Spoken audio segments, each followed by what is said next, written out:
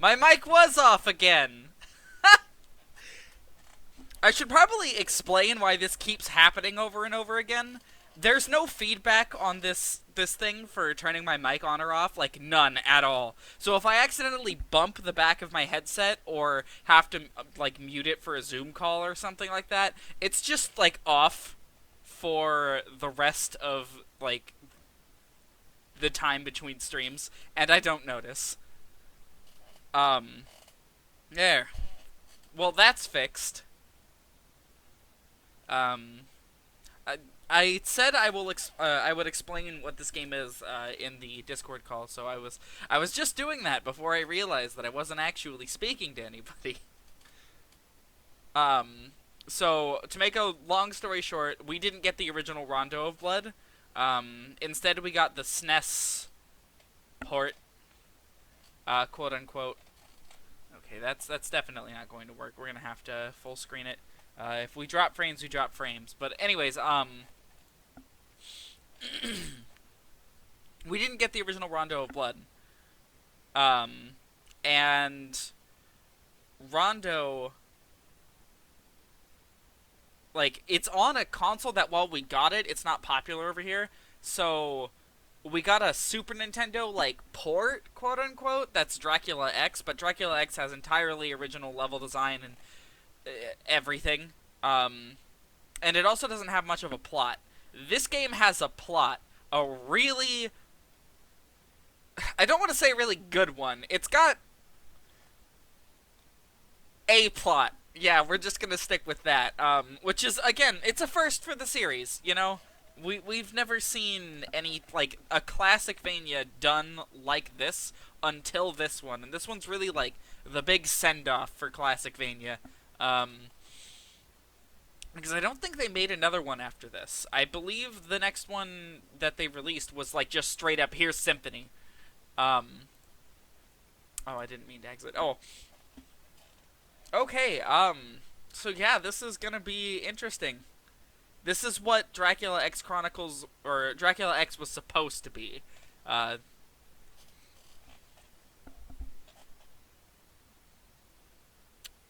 don't know why this thing takes so long to load. There we go.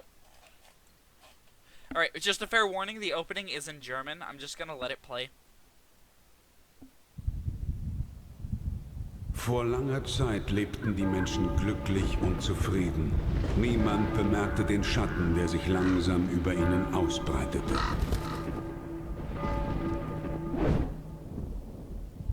Die Dunkelheit trübte ihre Sinne und das Böse fraß sich tief in ihre Seelen. Vom Wahnsinn getrieben schmiedeten sie einen Pakt mit dem Teufel. Zu später Stunde kamen sie zusammen, um gemeinsam die Mächte der Finsternis mit ihrem sündigen Blut zu rufen, sie zu erlösen von ihrer sterblichen Existenz, den Anbeginn einer neuen Welt vor Augen. Yes, she is naked.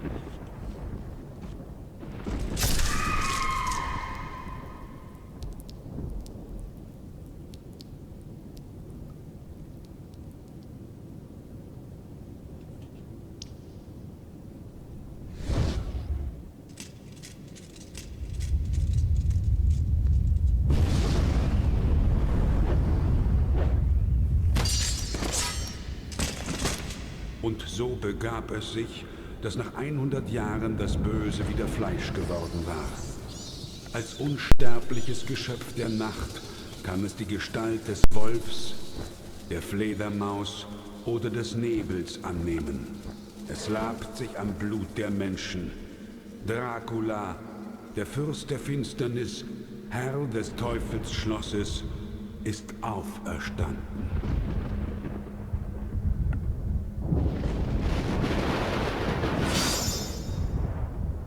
So yeah, this is Dracula X Chronicles. It immediately sets itself up to be something completely different from everything else, you know?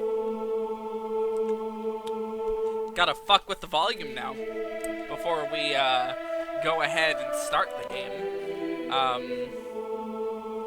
Should lower it on my end a little bit. Sick of the talking yet? Because I'm playing. You're sick of me talking yet? Because I'm playing. I am never sick of anybody talking in my chat. Ever. Without you guys, I got nothing to work with. Is this good? The game's only gonna get a bit louder from here.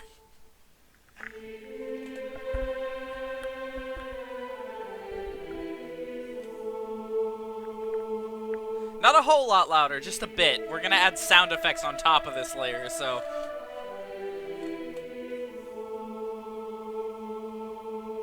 This is fine? Alright. So yes, tell me about Castlevania 3 and how not happy you are with it, most likely. We're gonna name ourselves Richter, because that's the name of the main character. It's important to note that some of these things, have, like, codes you can enter in this part, which is interesting. Castlevania 3 had that.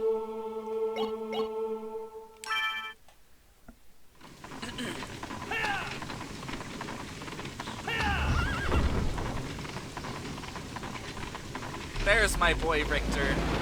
This is his first appearance. What? So you're gonna notice something right away. Richter is way more agile than any of the Belmonts before him. He still does the strut, right? But like, oh no, the scythe's coming for me. Oh wait, this isn't a good.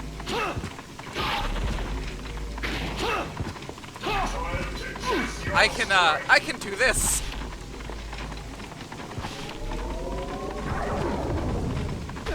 Okay, that didn't quite work out. Next time, it won't be so easy.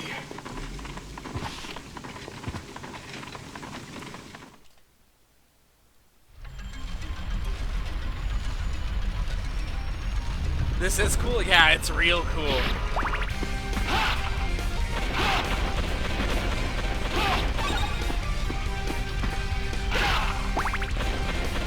In case you were like, what the fuck, how are you a Castlevania fan? You've like shit-talked every game we've played up so far. This game is how I'm a Castlevania fan. Oh boy, the first like story cutscene.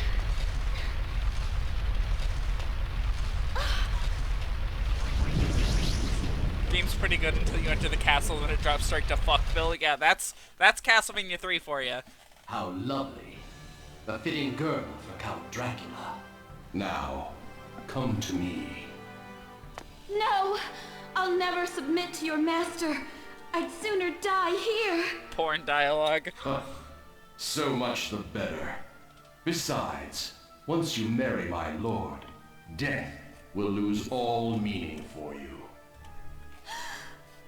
Richter.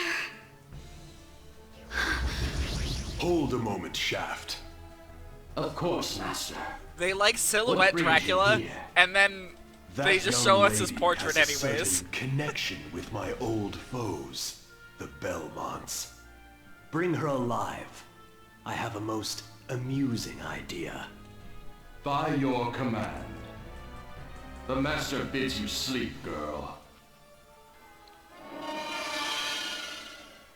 We must prepare a proper welcome, Belmont. The second last stage, aka the doppelganger. Yeah, no, that stage is like fucking impossible.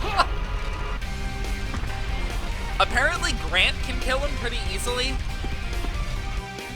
But speaking of difficulty, by the way, in case you think, oh, this game's got a nice fresh coat of paint, it's like clearly much newer than the others, this is gonna be easy. No. This game is still brutally difficult. I'm gonna make it look pretty easy, most likely, because I played through this game like 40 times across my life. This is the game in the series I have played the most. Easily.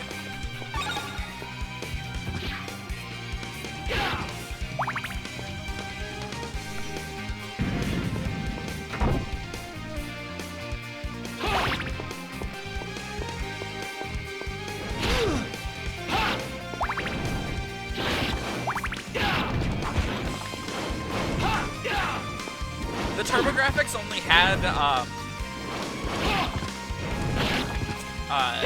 2 face buttons and no shoulder buttons. So we're back to up and attack being the sub-weapon button.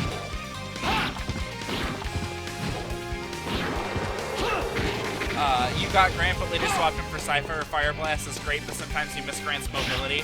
Yeah, Grant's alright, but I rarely ever stop for him because I always want either Alucard's Flying or Cypher's Fire Blasts.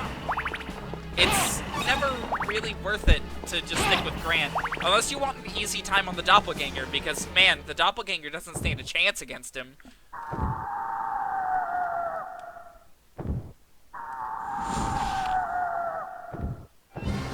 Alright, first boss.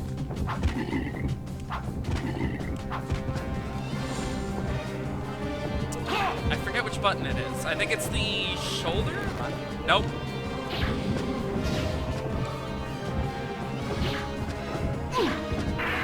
Oh, yeah. By hitting Y in this version, I believe in the TurboGrafx version, you have to hit whatever they're... I think it's select. You can do a sub-weapon. I believe it's called a, I think they're just generally called supers. I know the name of a couple of them. But it's just, like, the ultimate ability of whatever your current sub-weapon is. And there are some really cool ones. If that's in a big if I ever beat this game, I'm going back for Alucard in this stage. Won't likely rebeat the game because God, no. Alucard's level is impossible. If you manage to beat that, let me know. Like, his entrance to the castle is not possible. I'm convinced.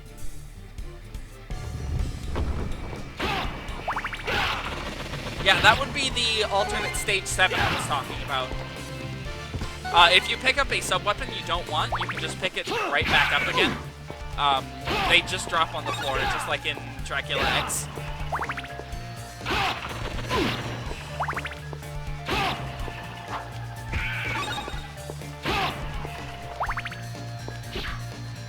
Like, worse than Doppelganger Impossible? Arguably, I beat the Doppelganger eventually. I never beat alternate stage 7. Okay, that was not the time to do a backflip.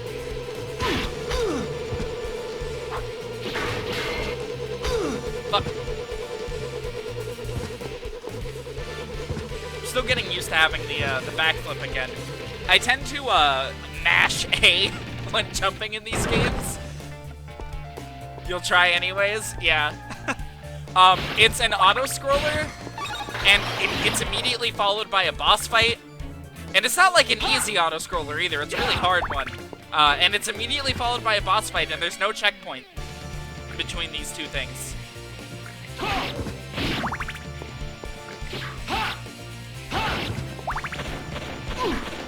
You'll notice that enemy names no longer appear, as they did in the mobile game.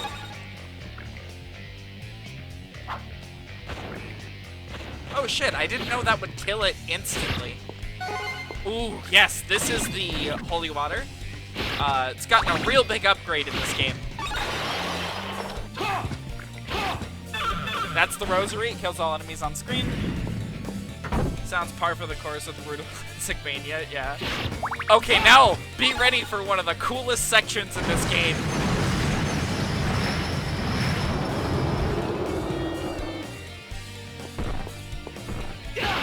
He's literally being chased down, and the most he can manage is a strut. Anyways, if we drop in this third one here, we get taken down here. Same key mechanic that was in Dracula X. I knew I was missing that jump. But this time we get more than one chance. Fuck.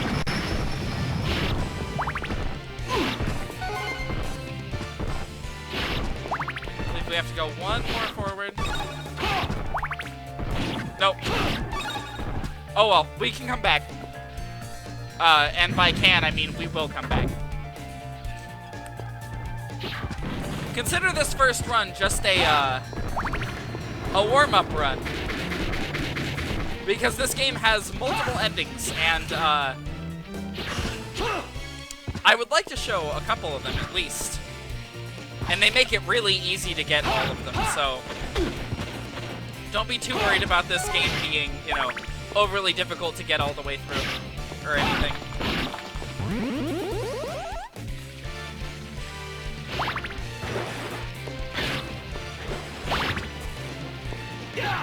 You know, here's something weird. Every best game in this series is really expensive, you know? Aria of Sorrow being one of the biggest offenders, and, you know, Symphony's expensive.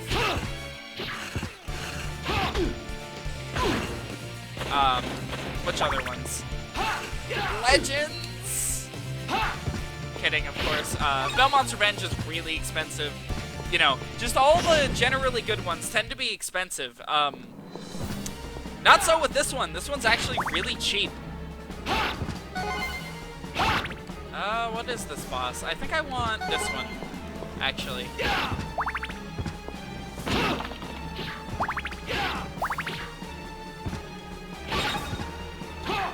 don't think there's any wall meat in this room. Nope, there's not.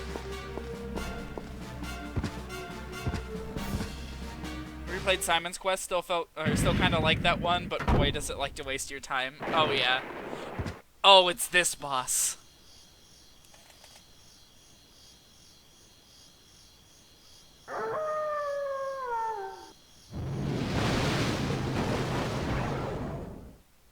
It's a furry. Alright, now I'm gonna show off the ultimate attack for the cross. Look at this shit! Grand Cross is ridiculously powerful.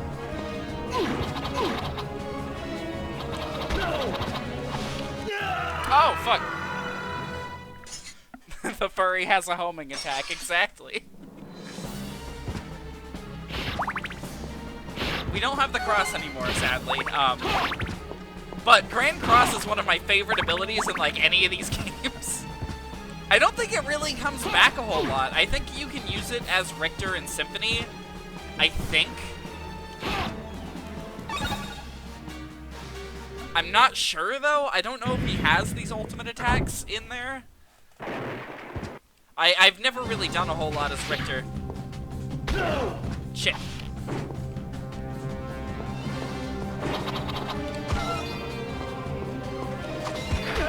Oh, shit. Oh, well, if I get, like, bodied, that's fine.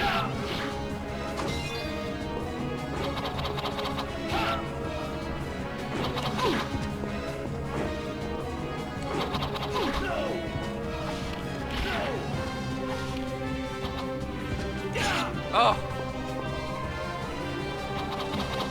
This game is really loose about its continues. Are we gonna get that? No, we did not get that game over slap. Richter does have item crashes in Symphony, including a slightly less broken version of Grand Cross. Lame! I wanted Grand Cross to be just as broken as it always is. Oh well.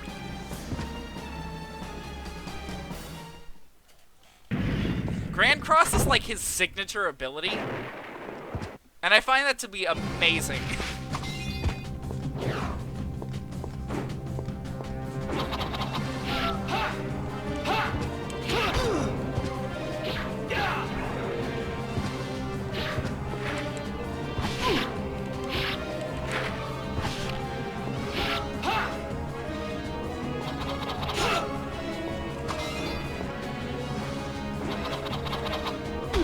Oh shit. Couldn't quite make it over him that time.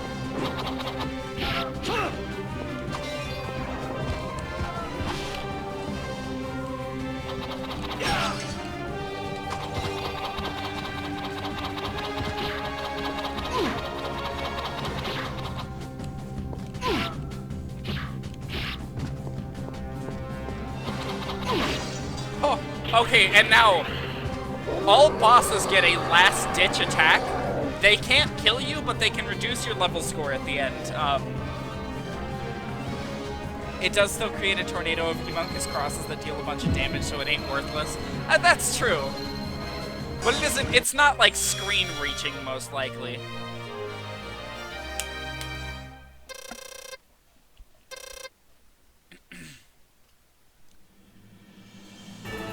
Alright. On to stage 3.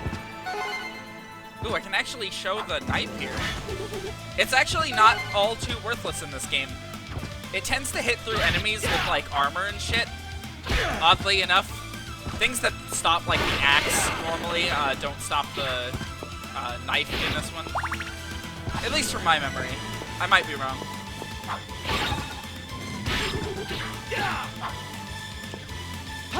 This is that same spear enemy that gave me so much, like, so many problems in Dracula X.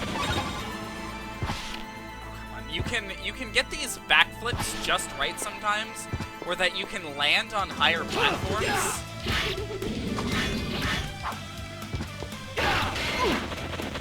Comes a fair distance around Victor, but only to the very end of the move as I hit the whole screen. Okay, I mean that's fine.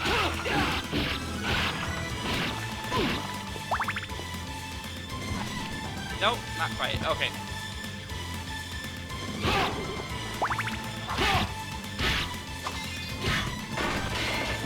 Oh, thank God. Thought that was gonna hit me.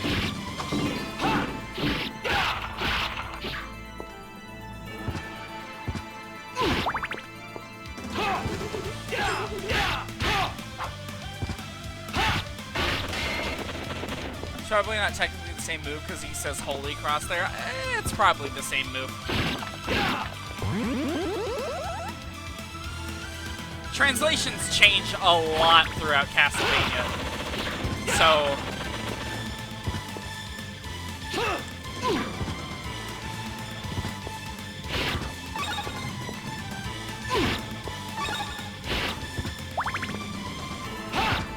series has one of the most inconsistent localizations I've, like, ever.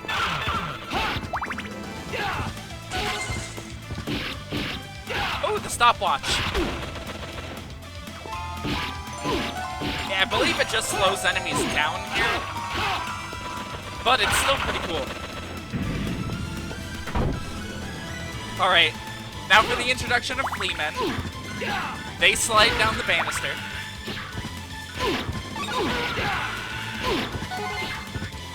And this is a new sub-weapon for this game, the book. It does a spiral around you. I don't actually know what its item crash is.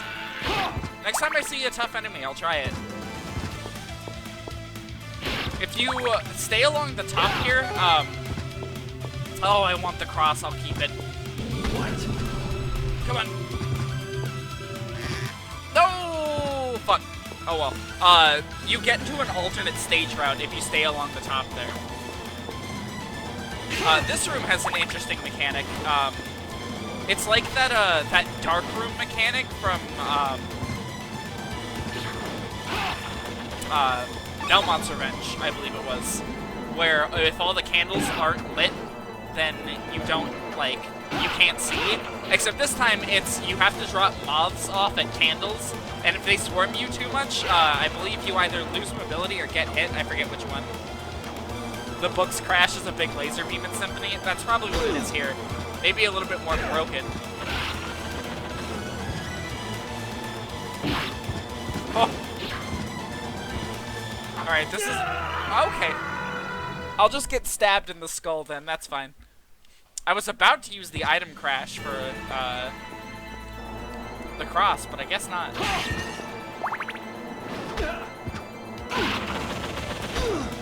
Oh, fuck. There we go.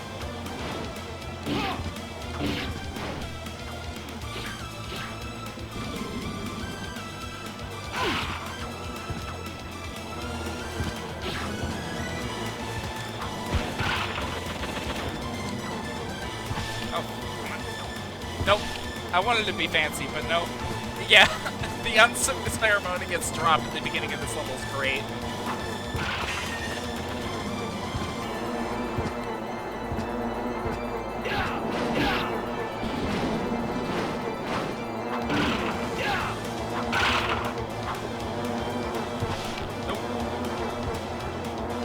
Maybe Desmond's more related to the other Belmonts than we thought. I've heard Desmond's supposed to be like a combination of specifically Simon and Richter, so... By the way, speaking of other Belmonts, can we take just a moment to appreciate that this game has a fully 3D version of the Belmont strut? They sacrificed nothing when bringing this franchise into 3D. Nothing!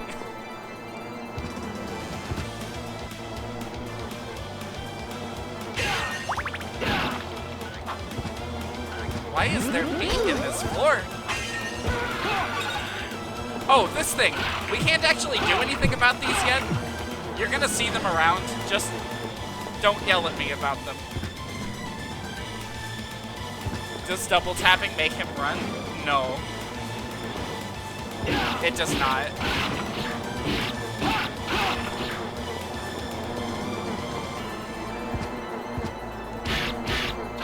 And unlike Desmond, Richter Belmont appears to know how to function on stairs. I know what you're thinking about, though. He's technically not a Belmont, but in Circle of the Moon, Nathan Graves, I believe his name is. I think. He has the ability to double tap to run. He also has the ability to throw himself at the ceiling at such a high speed that he breaks his neck. He's fine, but like, you can't tell me the man's neck isn't broken. Oh look, a skeleton in a chair. It's my favorite stupid thing in this game. There's just little pieces of like background decoration you can interact with, and one of them is just the skeleton in a chair.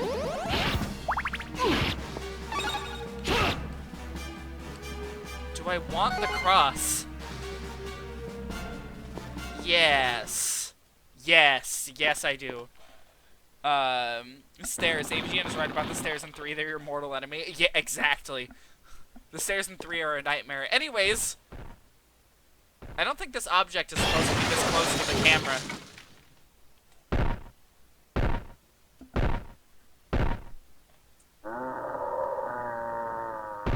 You know, for a PSP remake, this game's like fucking good looking, you know? I get that I'm like upscaling all the models and shit, but like, man, this game does look really good. Alright, hardest thing about this boss is getting yourself out of corners. He can corner you really easily.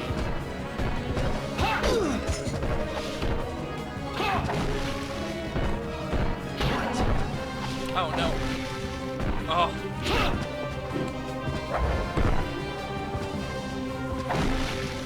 I knew I was dead.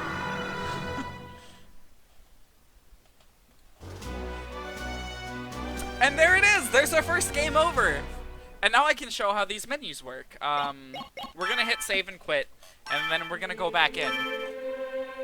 If we so choose now, we can go to the stage select and just pick different levels. It's cool as shit. And it even shows you which bosses you have yet to find in each level.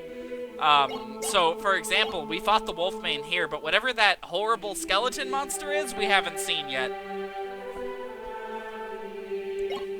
Now, I'll give you guys the choice. We have something very significant we can unlock in Stage 2. So, do we go into Stage 2 and do that now, or do you want to push through Stage 3 to get the bad ending? Bad ending, quote-unquote. We have to get it anyways.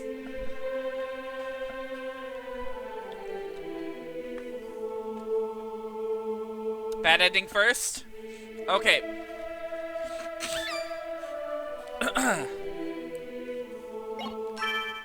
Alright, here we go.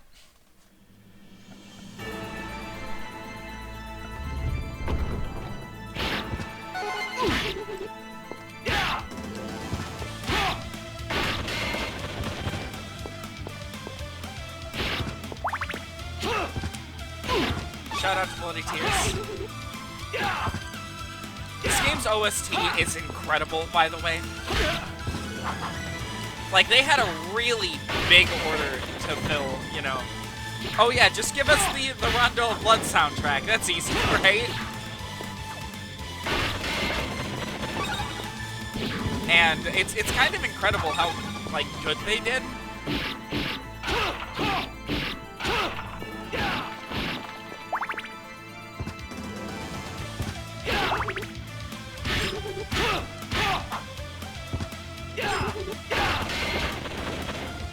Shout out to Midi-Tears from Order, whatever it's called. Order of Shadows was a fun stream. Very glad that we did that one. Hey, maybe we can get to the alternate stage route this time. I doubt it, but...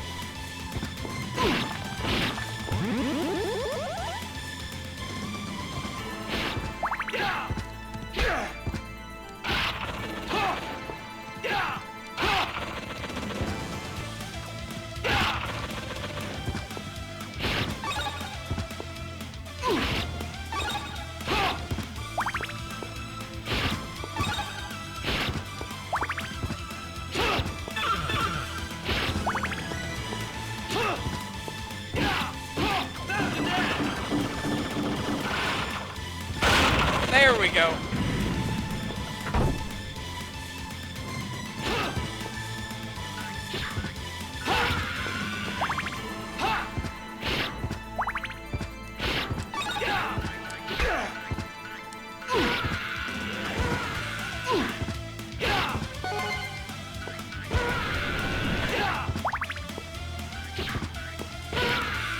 Let's try it. Oh, that's actually kind of lame.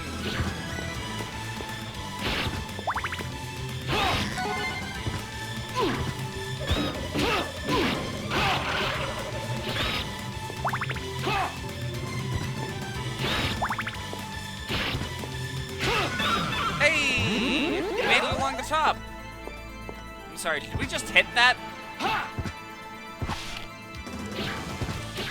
Yes! Incredible! I didn't know you could do that.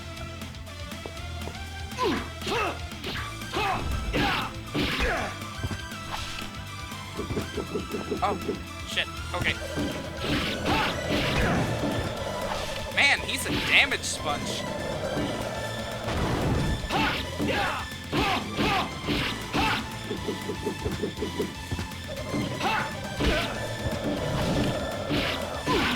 Why is this boss fight labeled as a normal enemy?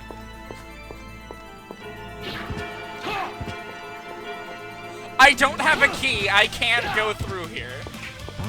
Oh, no. Okay, good. Was about to be very upset, because I didn't see a single key up to this point. I still want the cross.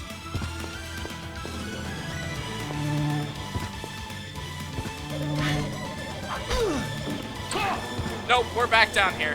Okay. Wow, that's actually really brutal. You have to do that all in one go. No platforming fuck-ups.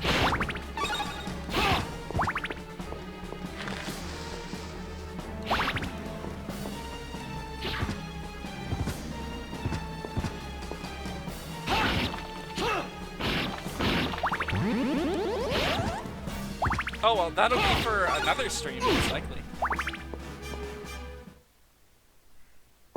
You sleep now? Oh, okay. Good night, Jay. The VOD will be up if you want to watch it later.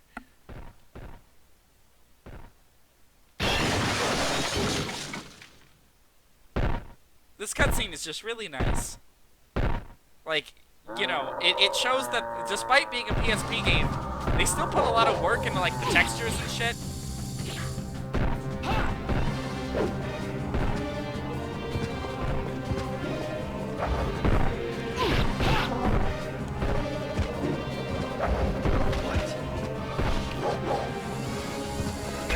Something I really like about the PSP, you know, there was no mentality that, oh, it's a mobile game back then for specifically PSP. There was for the DS, but not the PSP. Most PSP games were, like, insanely high quality. And unlike the Vita, people actually felt like making them.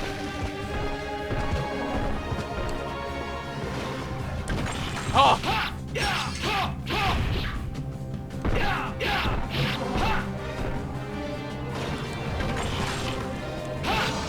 Okay.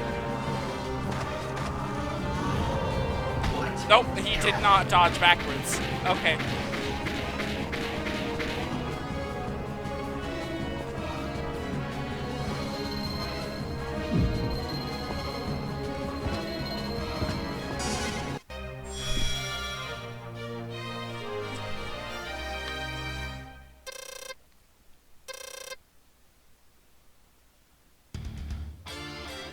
Alright, stage 4.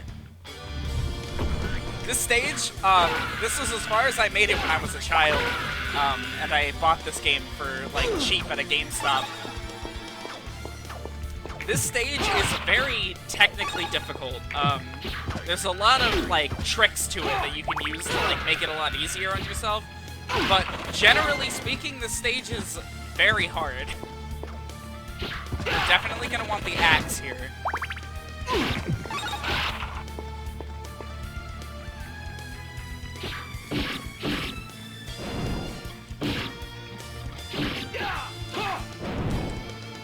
Oh.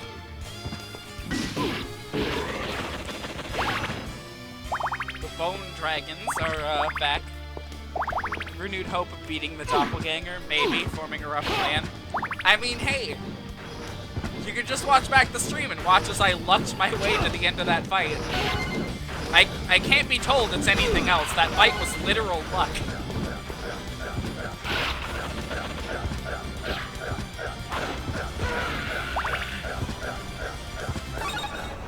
Okay, so these things are actually traps. If you step on them, you get a bunch of arrows to the face.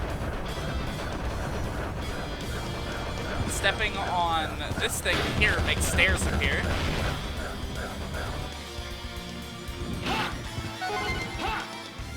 I still want the axe. Okay.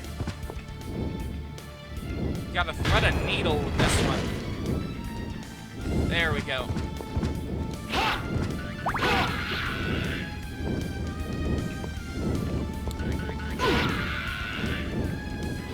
Even though they put this game, like, they made this game with 3D graphics in mind, I gotta appreciate the literal infinite, or not infinite, the literal instant, animation for crouching. Had there been any, even, like, 1 frame animation to that, it would have affected how the game played. Maybe made it feel a bit more sluggish. Shit. Oh. If that axe stays in you, it will combo hit you. That was a guess. Being totally honest.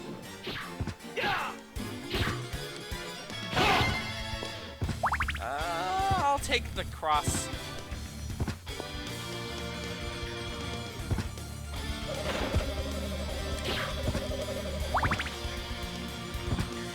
Red cross!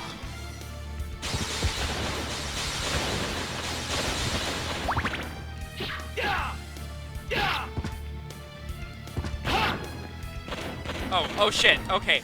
This one, oh fuck, okay. Infinite flea men will now rain from the ceilings. And I have to step on this thing to get them to stop. What? Nope, don't even try running under.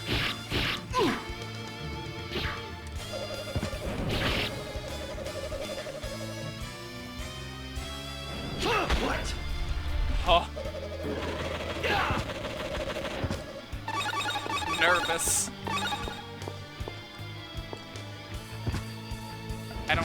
This is a puzzle, I know that much. I don't know what you get for, like, finishing it.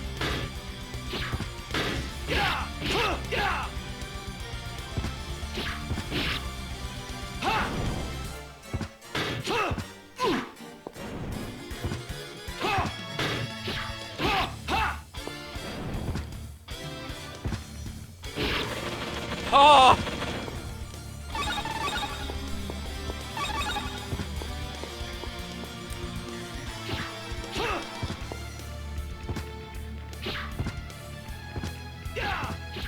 Nope.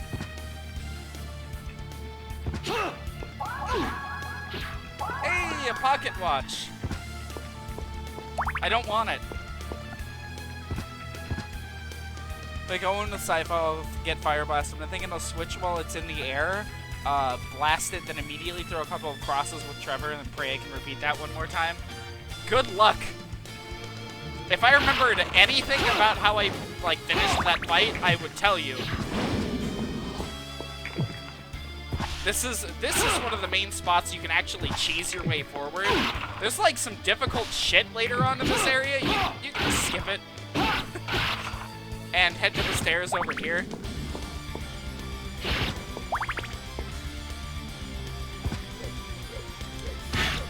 And I'm dead. These old axe armors will rush you. Ooh, these things. You can actually whip them to get them to fold up. Kinda have to be careful with how you do it, though. You might make one more dangerous on accident. Fuck it.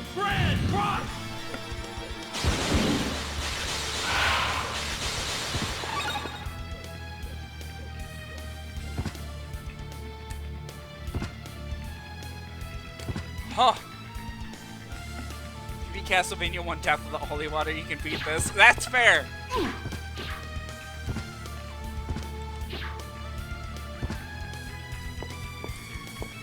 I believe we're on the boss with 4 lives. Awesome.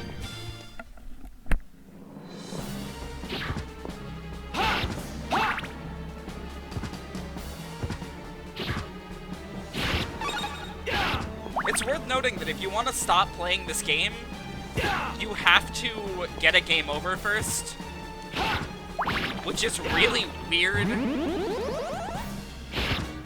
Like, you have to get a game over in order to... Oh no, I want this. I want the cross. At least it's not Soleil Belmont. Oh yeah. Soleil is like fucking impossible.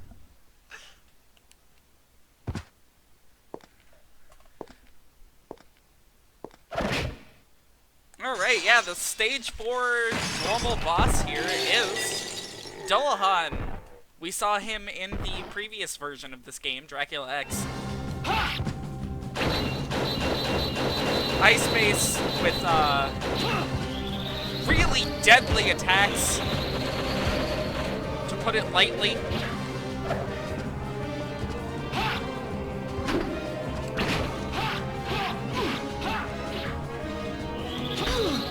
Okay, this attack. Wait. Oh no! Oh! If he hits you, he slows you. Fuck it.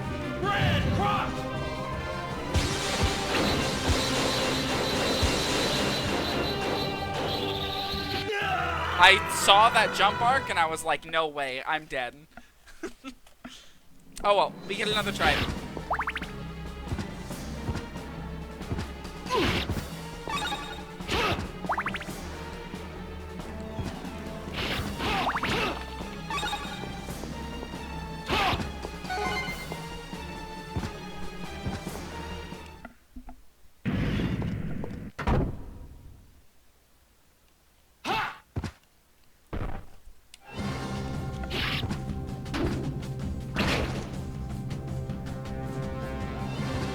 Boss's hitbox is like the most ridiculous one in the game.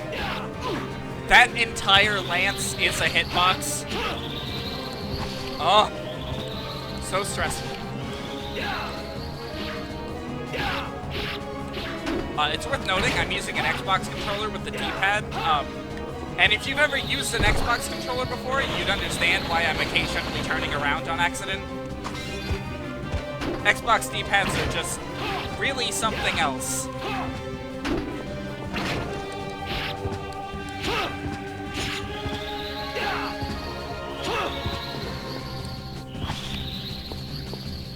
What? Fuck.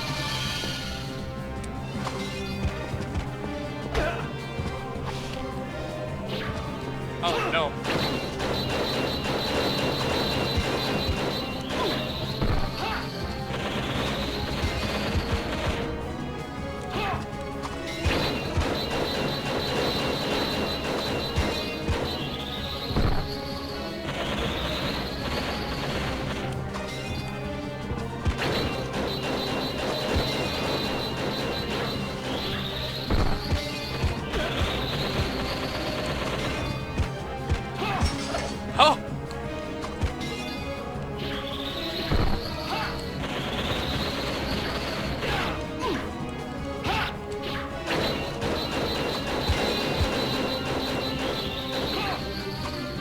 was really hoping that he was not going to do that attack.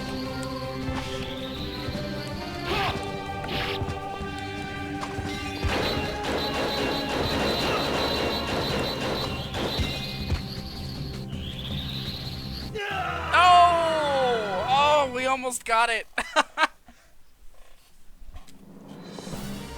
This boss fight is actually, like, really solid in this version of the game. It's technically difficult, you know? Like, difficult from a technical level. While not being, like, super cheap or unfair.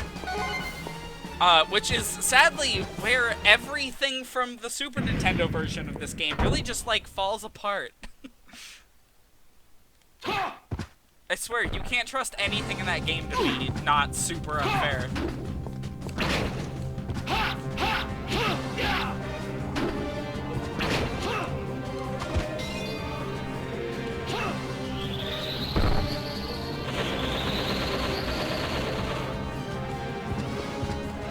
Oh!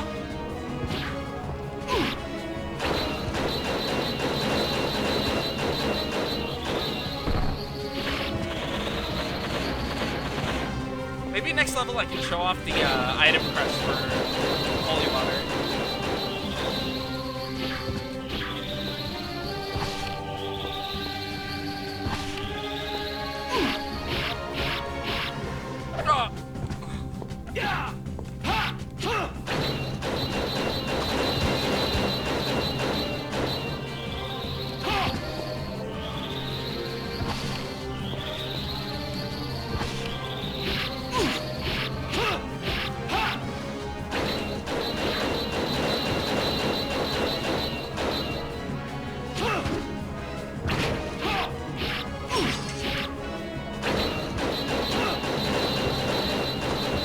Theme, by the way, incredible.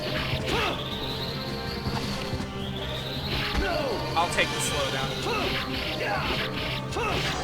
There we go.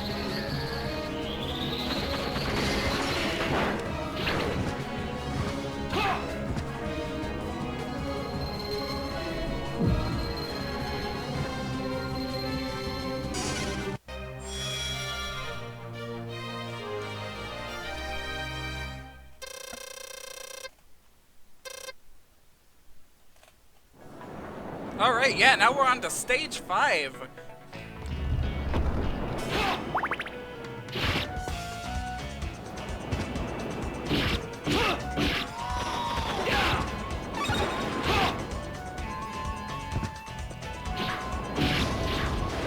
Oh my god, I forgot about these things in particular.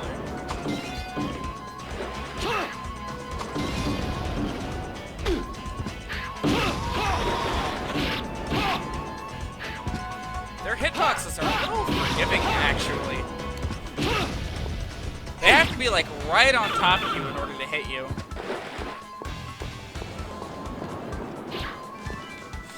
Oh!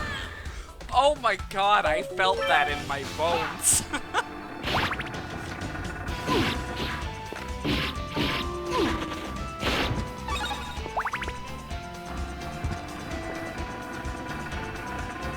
Everything I've seen or heard Dracula X is basically Rondo in appearance only. It's true. It has almost nothing in common with Rondo outside of appearance. Now, there's some cool stuff down here. You push this thing. You go down here, you whip this machine a few times. You get a 1-up. Oh, shit. You gotta be careful, though. Enemies get real tricky down here.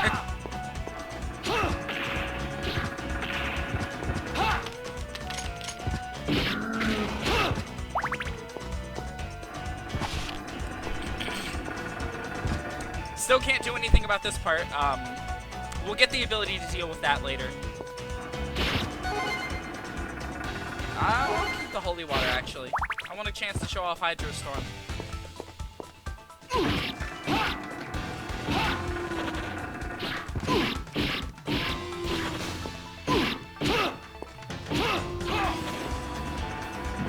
It's actually oh yeah, this part. This fight's actually really cheap.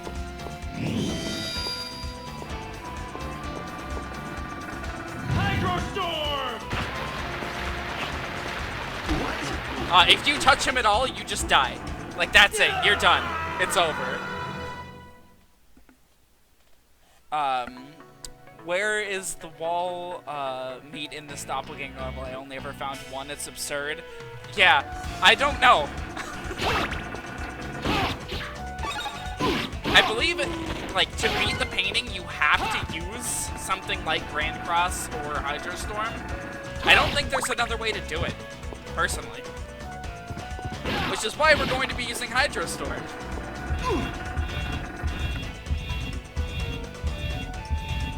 And also, I don't believe you can get that one up again. Yeah, it's just a 5 heart now. Arguably more useful in our current predicament. Sounds like good boss design. It's like you're not even boss design. That's the crazy part. It's just a normal enemy. I don't know why we can push that. I don't think it does anything anymore. I get caught by that every time. I swear.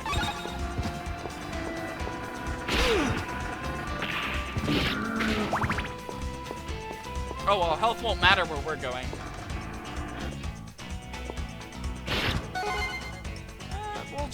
We'll give Hydrostorm another shot for this one.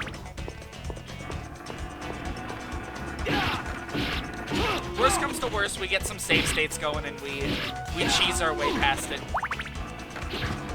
But, you know, this being a modern Castlevania and all, it'd be really nice to finish it without having to resort to save states.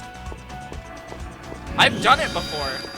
It took me an entire day to beat Dracula himself.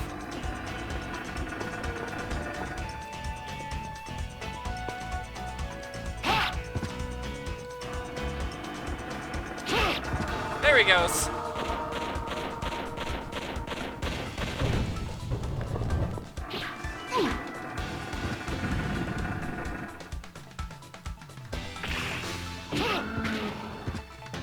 I fucking love that there's gun skeletons. I don't know what year this game takes place in. By the way, look at this glorious rendition of the eagles carrying the flea men. Isn't it wonderful? The eagles have harnesses.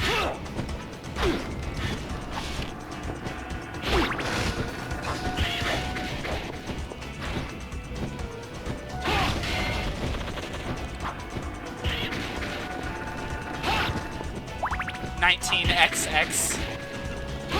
I think this game is about 1800s-ish. Oh. Sometimes you gotta wonder if getting greedy with the hits is gonna pay off or not. And it gets very stressful when you don't know.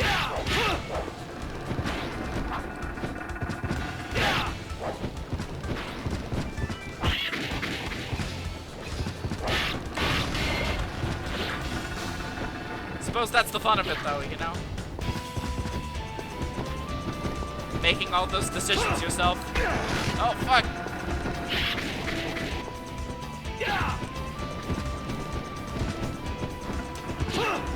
This is the exact scenario that the axe item crash is, like, designed for.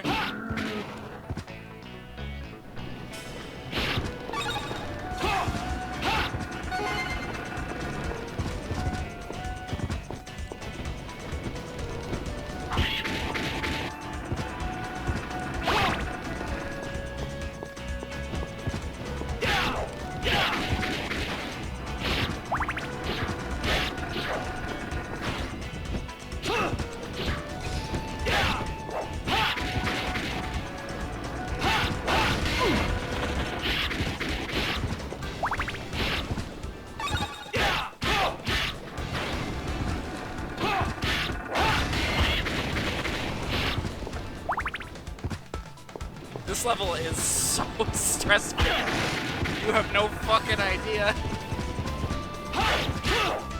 I love it though.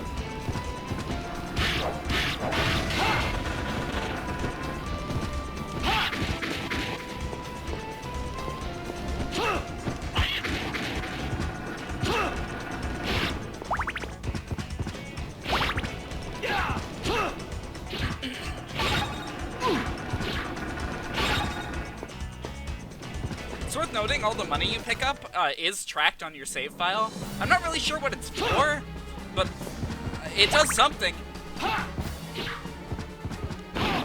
There it is. Knew there was meat around here. How many lives do we have? 2. Good. Oh, we want the axe for this fight. Trust me. It's not quite the best.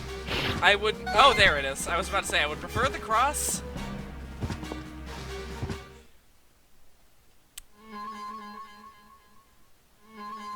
In case you thought another Castlevania game would go by without a death fight.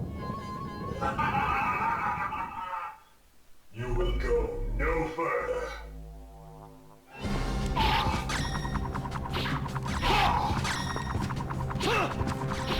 That's a weird thing that's missing from all the Game Boy Castlevanias. Death isn't in any of them.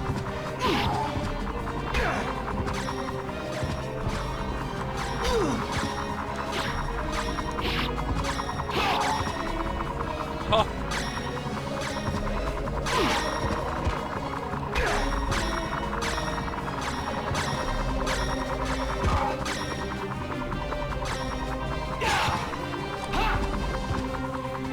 At the halfway point?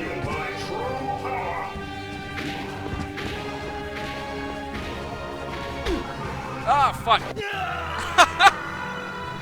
Theory, Game Boy Castlevania devs only ever saw Simon Quests. Honestly, wouldn't even be surprised if that was, like, their sole experience. With the entire franchise. Looking at Adventure. I mean, no ill will towards Adventure, but man, that game is bad. So I guess I mean full ill will towards Adventure. You will go no further.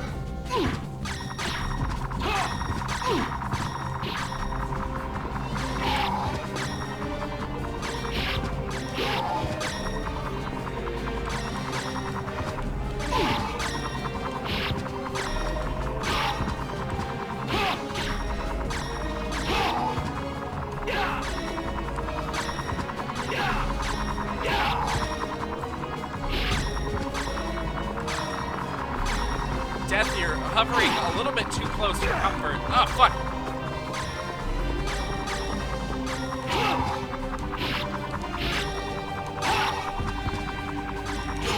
There we go. Forget what the trick is for avoiding this attack. Do I just, is it? Yeah, it's like stuttering yourself forwards. So yeah, this is one of the first times in the series Death goes fucking 1v1 with you. Straight up melee weapons only.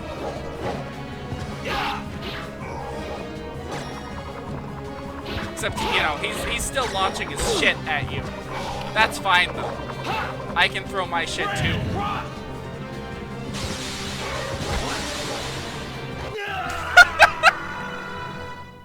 It's my favorite thing about this fucking fight is that getting thrown off doesn't just kill you. There's like a special area that you fall into.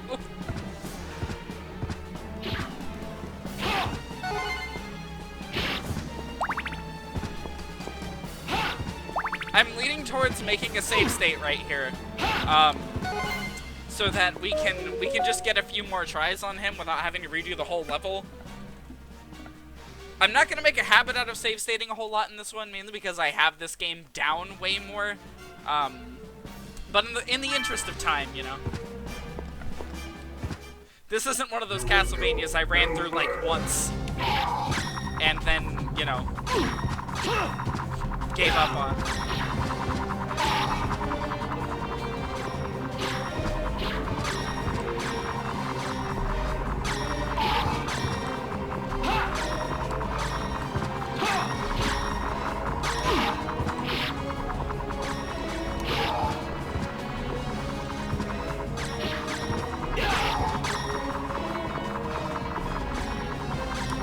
Sheer malice of Konami. Yeah. And again, this isn't even their hardest series. It's their hardest, like, living one. I don't know how living it is. It was their hardest that they continued for so long, you know? Like, Contra, way harder, which is just ridiculous to me. Feel my true power. Gradius, harder.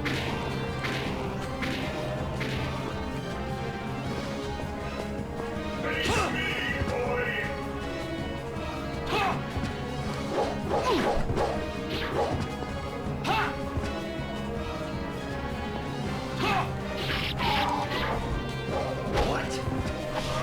He is just straight up immune to the crosses. Might as well pop Grand Cross now. Oh shit! Oh shit! Just gonna go ahead and pull up that state. You will go no further. Very big thing to consider is Castlevania's infinite continues besides the adventure. Yeah, that is another thing. Contra doesn't even have continues, does it?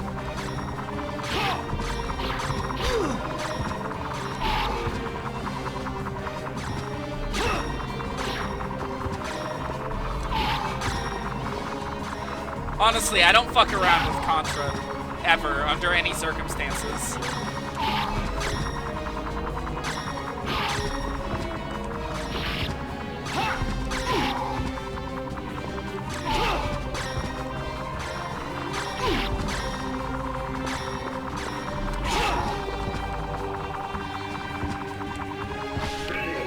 Not sure, I just know it's limited. Ah, fuck. Spirits attack.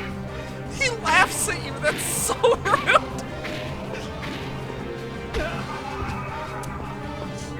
And he does it again! Oh my fucking god. Okay. Okay, so you can just walk from one end to the other, you don't have to jitter.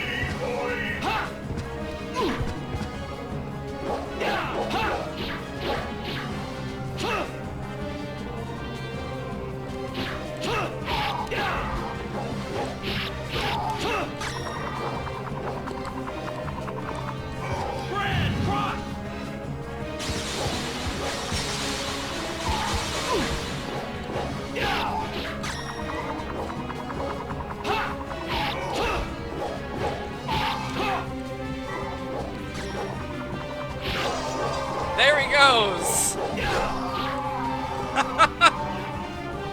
God, I love the death animation for death in this game.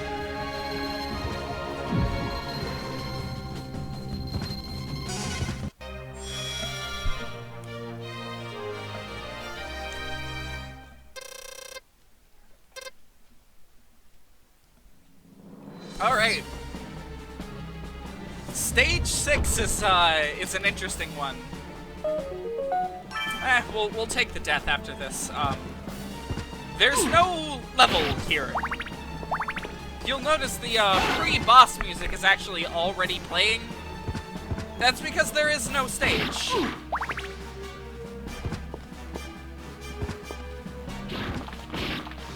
Okay, so it looks like just a whole bunch of these. I'm gonna throw myself in this pit so we can get that full stock of lives.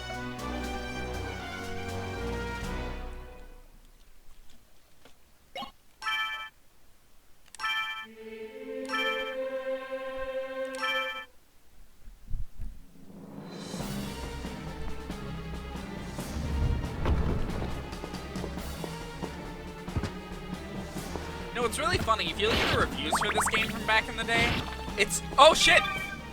Yeah, there's sound test items hidden everywhere. We haven't found many of them. They're pretty few and far in between. I think I want the holy water for this one. Yeah, there's sound test items. There's a couple other items I haven't talked about yet. Anyways, if you look at the reviews for this game at the time, a good chunk of them are, like, mixed reviews because it's so short. It's like, oh look, you can make it to like the end of the game. Who are you? Pretty quickly. I've been waiting for you, Belmont. I'll just I let am this play. Shaft, the Dark Priest. This power. You're responsible for Dracula? Indeed. Servants come forth from the gates of hell. Attack! Rid my master's castle of this pest!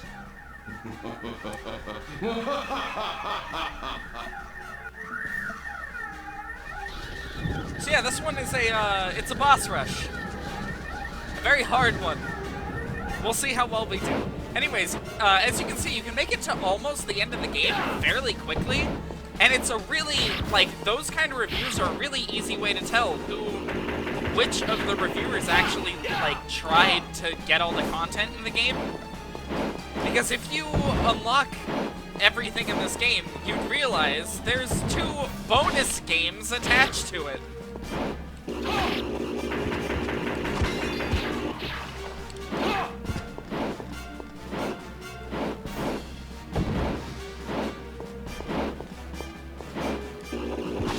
But,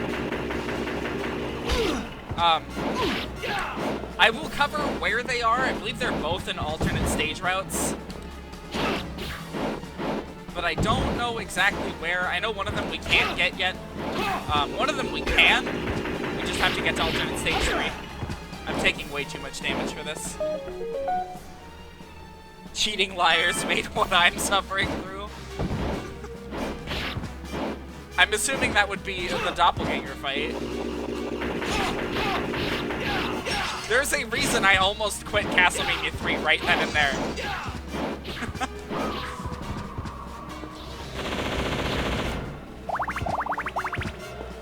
Next boss is coming in.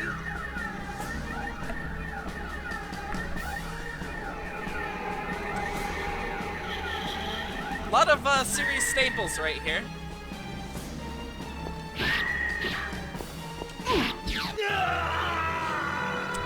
Okay, Castlevania devs, let's talk about this, alright? Medusa covers her eyes to signify an attack. That means I turn away, not duck, okay? This is like, what, the second game that's done that? Not just the fight, the stage itself. Oh, you haven't seen anything yet. I think I'm gonna keep the axe this time to deal with the bat more efficiently.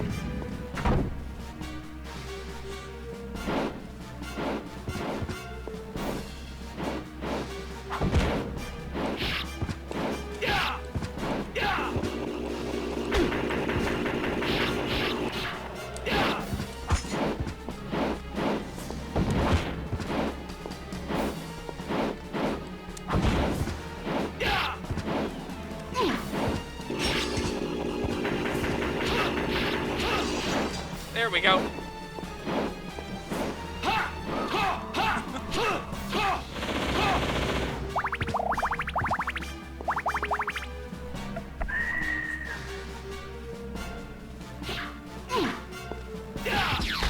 Oh shit!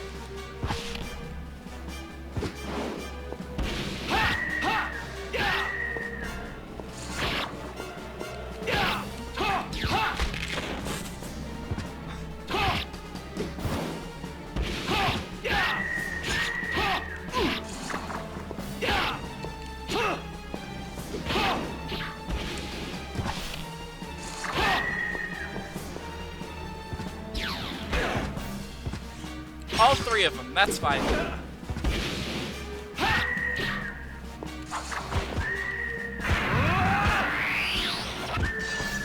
There we go. Alright, next boss.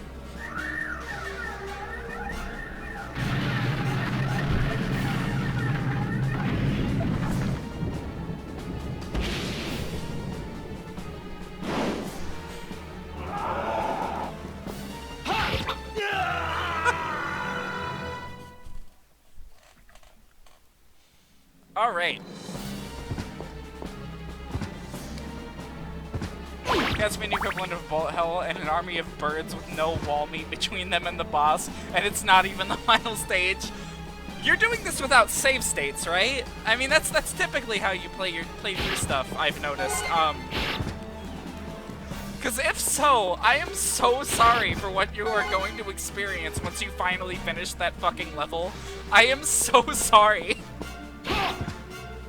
All I can say is I hope you're playing this in a way that enables you to somehow switch to using save states, because where other Castlevania games get hard, that one gets unfair. And that's true of the entire experience, not just a couple of the late game levels.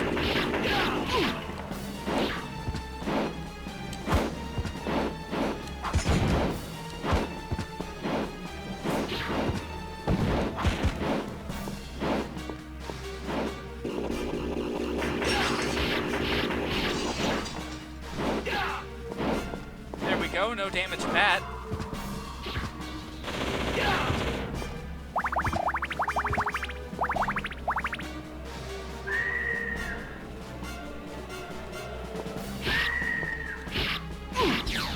Oh.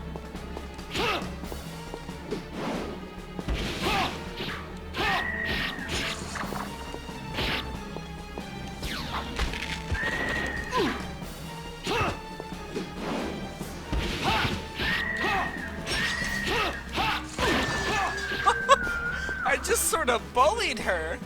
You do have access to save states. I only use them to simulate leaving the NES on if I have to stop. That's fair. Yeah, again, I'm so sorry for everything you are about to experience. If you manage to finish, that stage.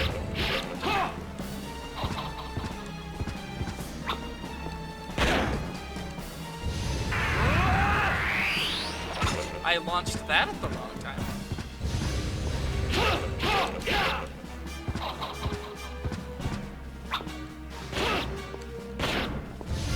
It always hits more of a range than you think it does. Like the whole screen.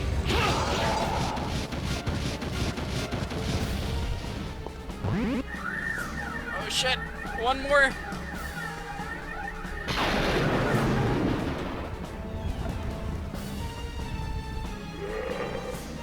Very aware that Dracula's not a checkpoint. I already hate the stage in advance.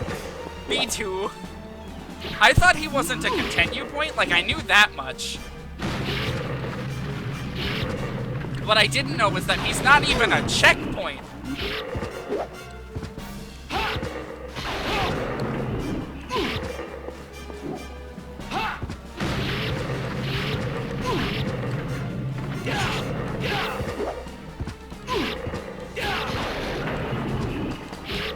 Oh.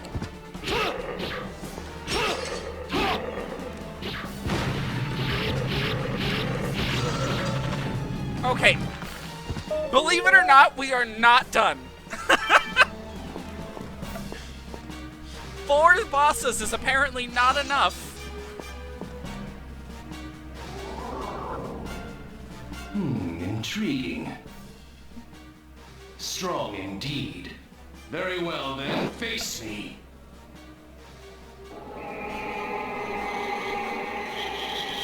So yeah, this is Shaft. He is a very important character for later in the series.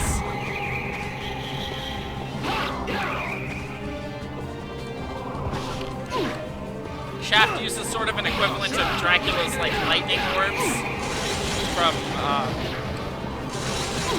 4.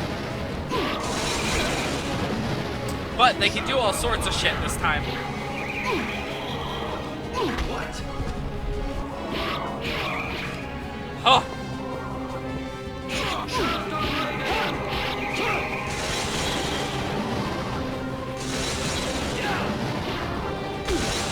Shit!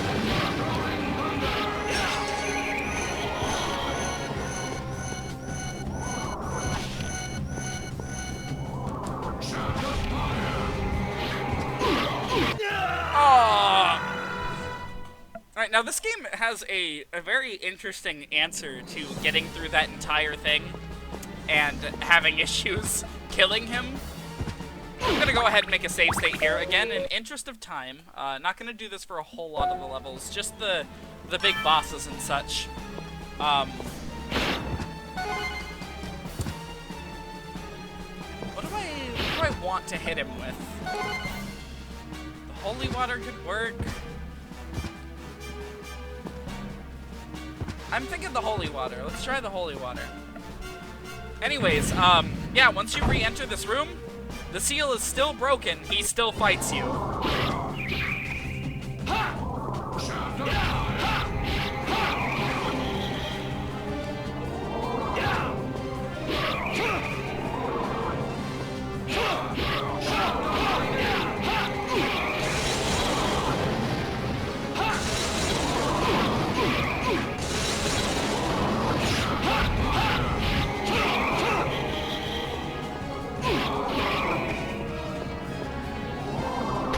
Shit.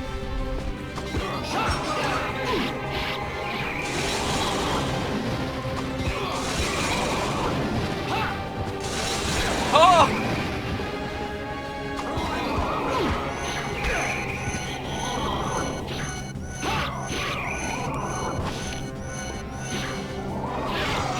There we go!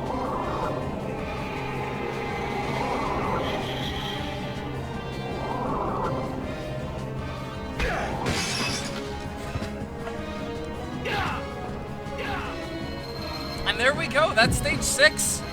Stage 6 is where all of the stage routes combine, by the way. There's no alternative stage 6. There's only alternative stage 2 through 5.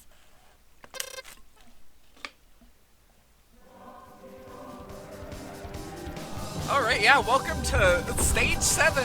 I'll take the holy water, actually.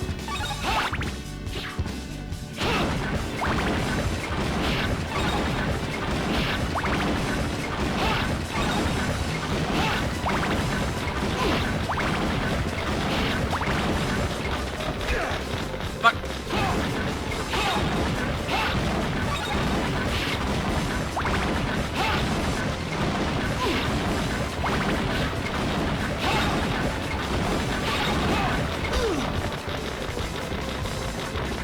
Oh, those bats are so stressful.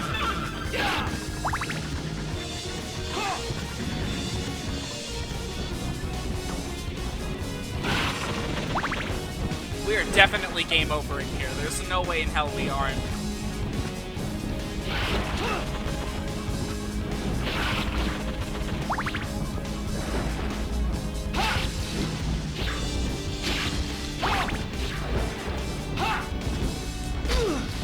Shit.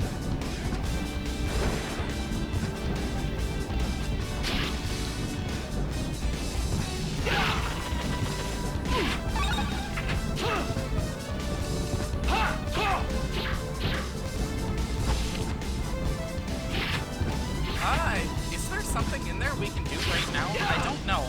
A lot of the small details in these levels can be interacted with for things like alternate stage routes and alternate ending pieces.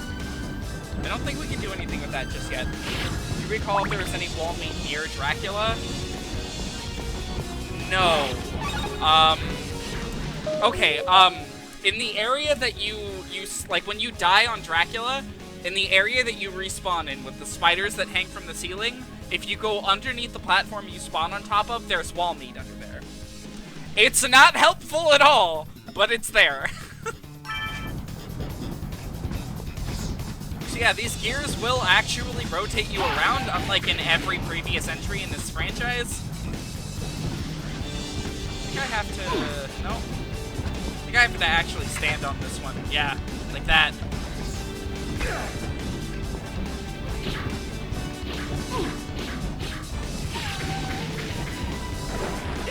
Yeah, how generous, exactly. You know, it's in that spot that you'll get it anyways. Like, where you'll have full health anyways. Thanks.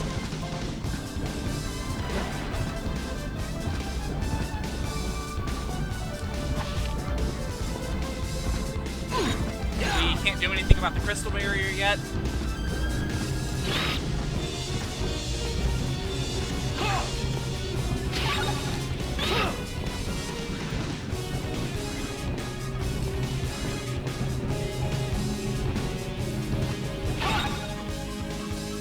That's like actually put there to taunt you. That's the best descriptor of everything in Castlevania 3 right there.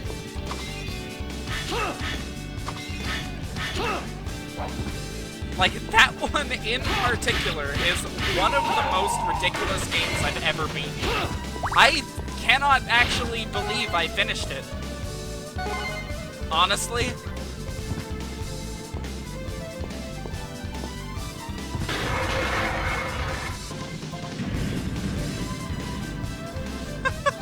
No thanks. That needs a time stopper of some sort. Hydro Storm!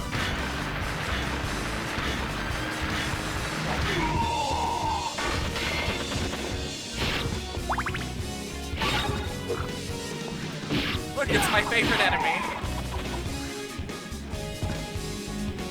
Saying something when even with save states it nearly broke me. Yeah. Castlevania 3 is brutal. Slick Dodge, that's like the name of the game here. Hydro Storm!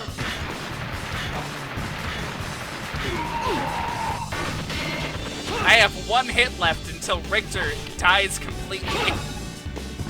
I gotta make it count. I am out of... Oh no, I'm not out of lives, thank God. I must have earned another one with points. It doesn't really make much of a fanfare for you doing that.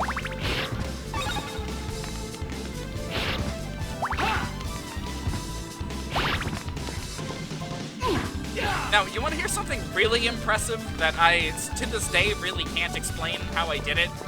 My first time playing through this game, I didn't know about any of the alternate stage routes, and I didn't know, oh wow, this is really far back.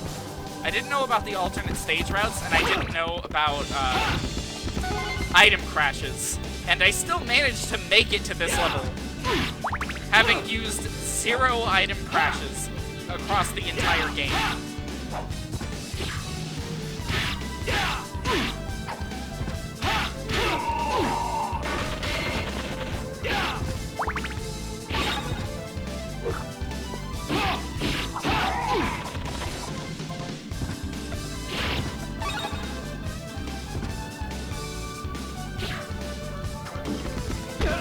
Okay.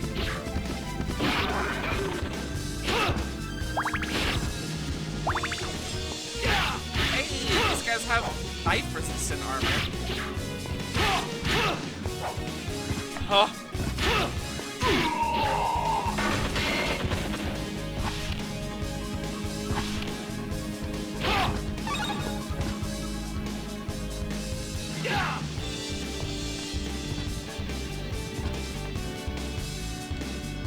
Come on.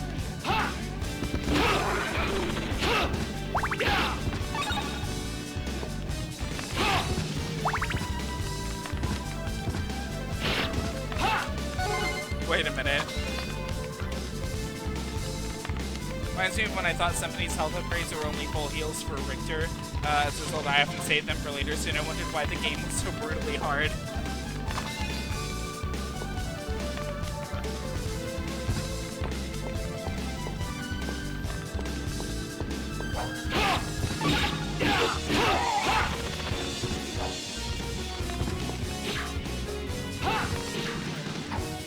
Why are there fires in here?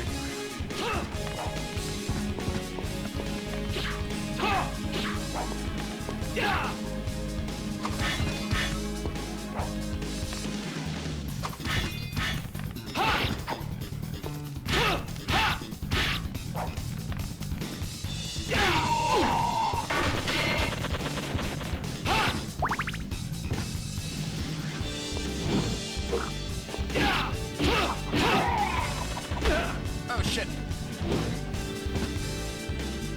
Nope. Oh! Oh. I mean, hey, at least the enemies didn't respawn.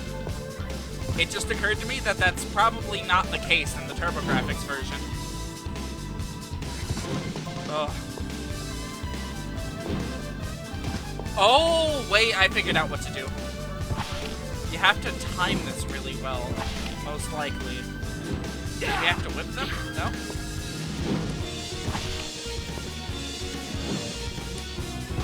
Nope.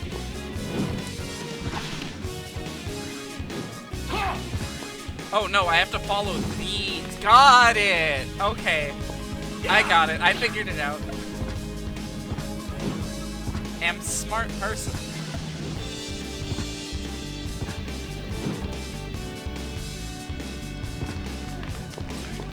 I jumped. I swear I did. Oh well, we can admire Victor strutting for.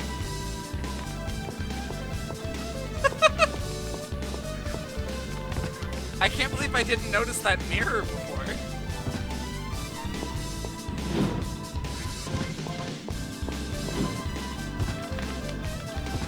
That's fucking mean. You have to, like, jump to make it. Oh well, there's no time limits, so...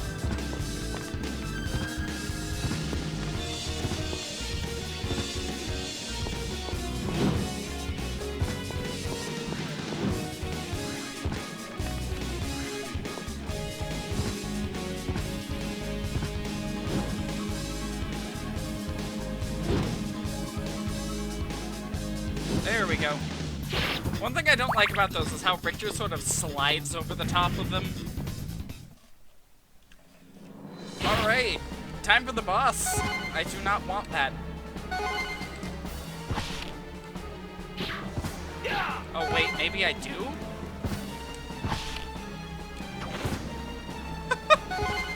Ah yes, just what I needed.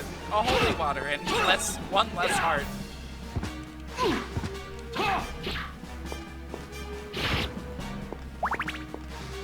Now, it's worth noting that the boss here is completely different depending on what you do throughout the game.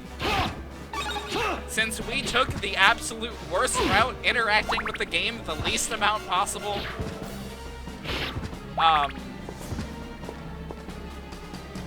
these have designs etched into them for the different sub-weapons. Hold on. Is that holy water? Oh, wow! Okay, so holy water gives me axe. Axe... Oh, I'm gonna have to line that up right. Axe gives me cross.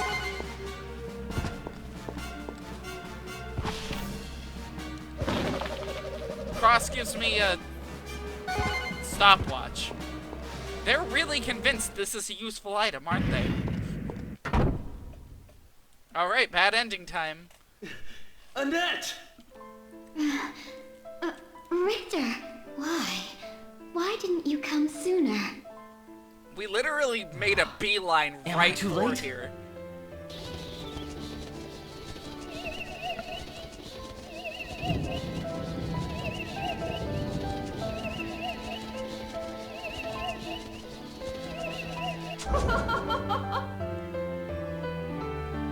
No, you're just in time. This is the first moment of our brand new life together. Oh my god, Annette. I'm so sorry I didn't save you. But you know what I do to vampires. What I have to do. No! I'll make you mine forever! Lord Dracula's given me such strength! Behold! Go! Oh shit, wow. Defend! That was the worst time to activate that.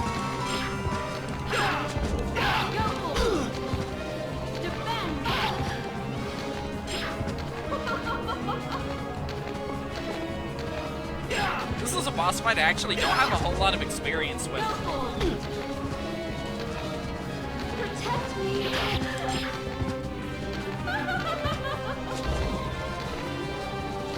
Oh!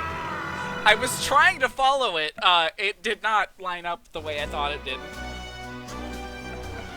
Yeah, this boss fight's very hard. You should have joined me.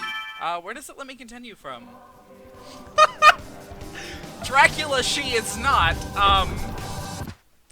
Castlevania 3 turned into a bad game. Exactly my fucking feelings on it, honestly. The game is so good until you get to the last chunk of it, and then it's just fucking terrible.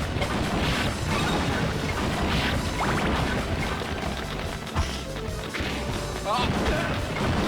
You get more time on these platforms than I thought.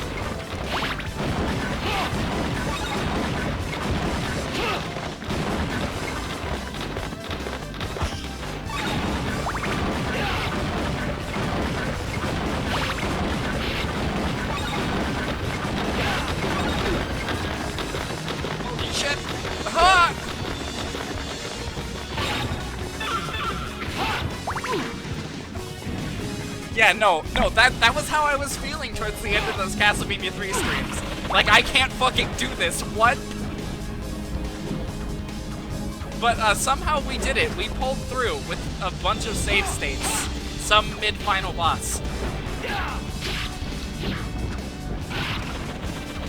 Can't say I'm proud of it, but I can't say anyone would blame me.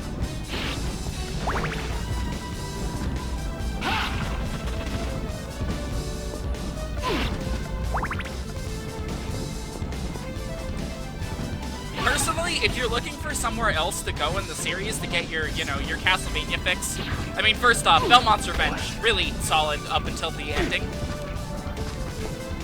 Honestly, even then, it's got some neat concepts in it. And of course, this game. This game is so fucking good. Can't even try my plan because the birds are garbage.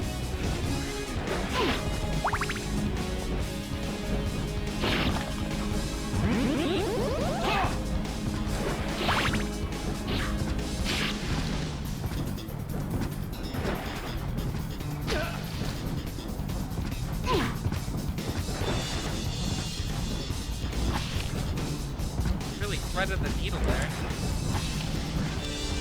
Ooh, speaking of threading the needle, falling all the way down to the bottom is fun.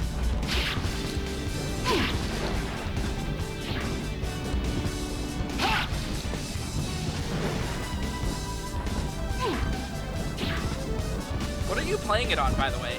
Is it like an NES Classic or like a, I don't even know if it's on the NES Classic. I mean, I guess you can mod those things, but like 3DS, Wii U, Switch Online, maybe? I don't... The collection? God, I am getting my ass handed to me by this room. I think I have to take this thing to get up? Yeah.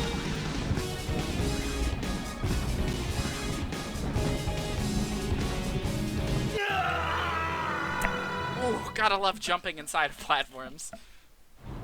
Honestly, it's one of my only complaints about this game is that, like, once you jump up into a platform, you're never really able to tell what the game's gonna do with you. The game could either, like, force you to go forwards or not move you at all, and it seems to change depending on what you don't want it to do.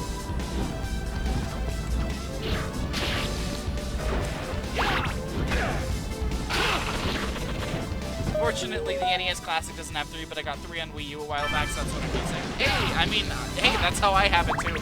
I have both that, and for whatever reason, I decided to buy a physical copy to complete my collection of the 3 on NES. And wow, 1 out of 3. That's a real good track record for a series back then.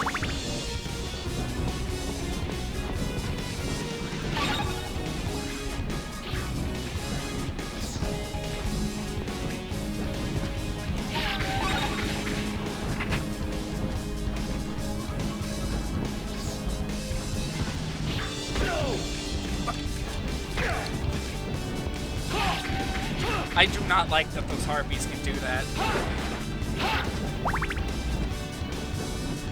Oh well, we can get wall meat here.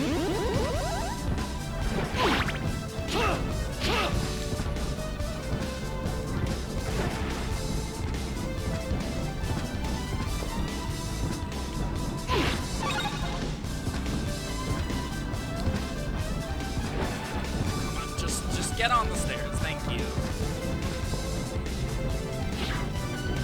It's very exciting that after this game, we're on the Symphony of all things. Fucking Symphony of the Night.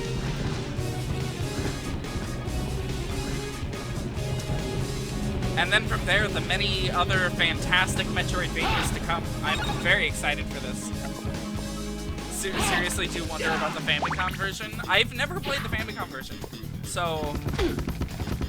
all I know is a lot of the game was changed to be much easier. Mainly shit like, I believe hitboxes are different.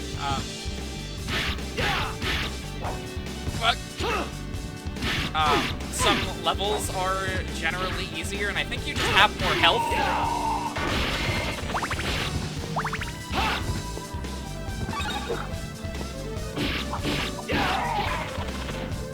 noting that it's on the collection if you feel like giving Konami money. That's really my only problem with the collection, other than it not including a couple things that it should have, is giving Konami money to play it.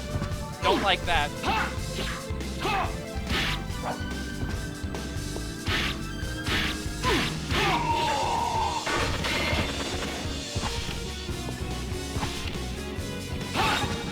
Like, as we'll see going forward, this is a fantastic series that really gets something strong going for it.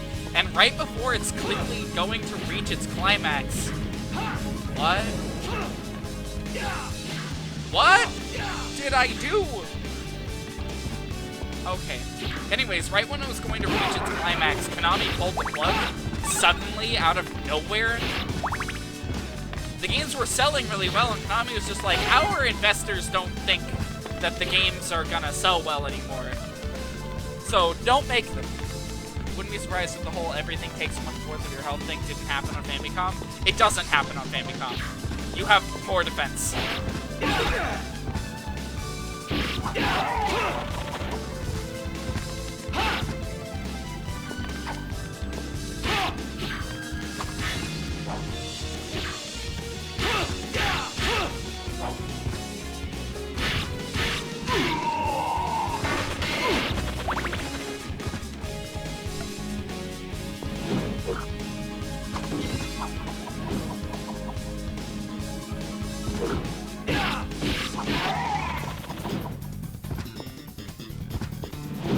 Shout out to this level's theme, by the way. It's incredible.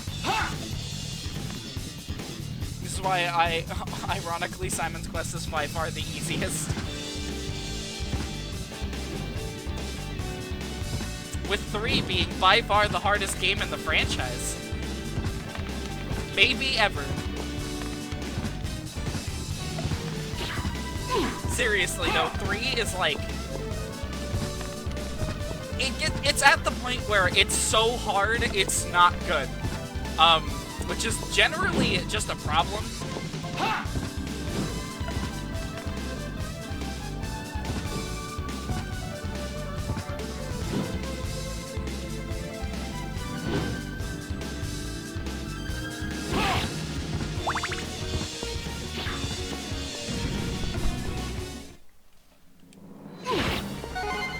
I'm gonna keep that.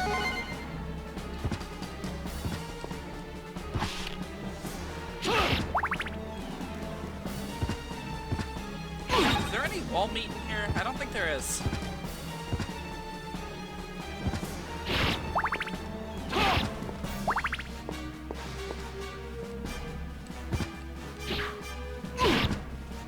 Got plenty of money.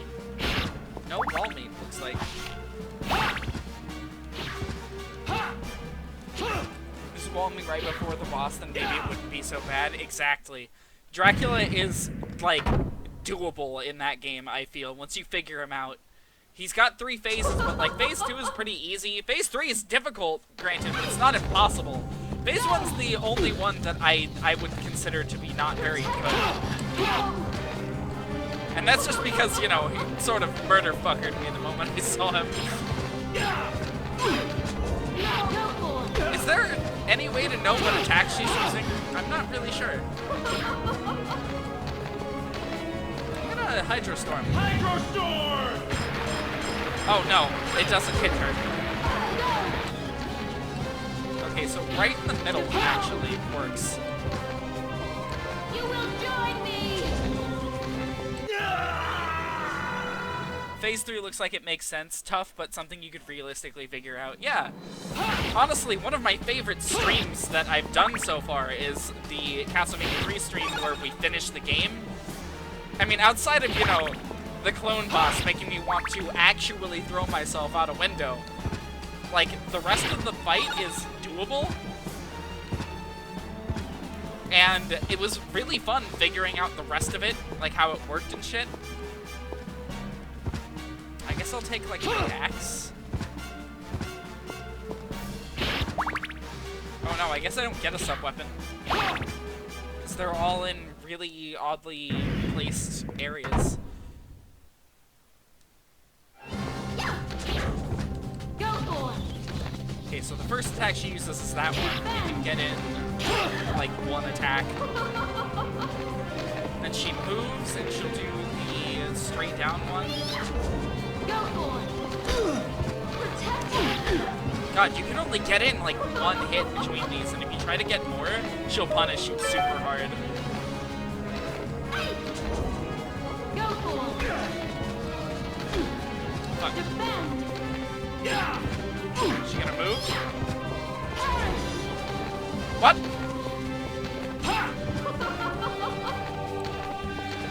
Sucks because you can tell there's a lot of care and love in 3, and it's still graphically beautiful for NES, but yeah, exactly. 3's ending really puts the rest of the game to shame. Frankly, the rest of the series to shame. It's like, holy shit, something like this exists in this franchise? Really? But oh well, we're looking at a good ending here with this one. Mostly. Still not a big fan of this final boss, but she's the punishment one, so, you know, it's fine. Alright, we're gonna make a save state on this one, just in the interest of time. Because the last thing I want to do tonight is the unlockable from stage 3.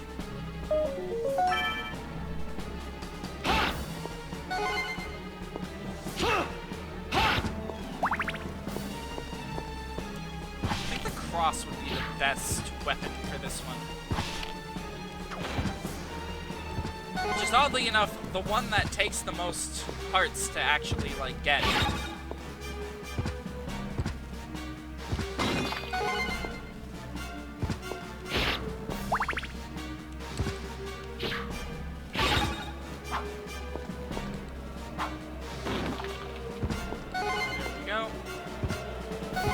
Nope, wait.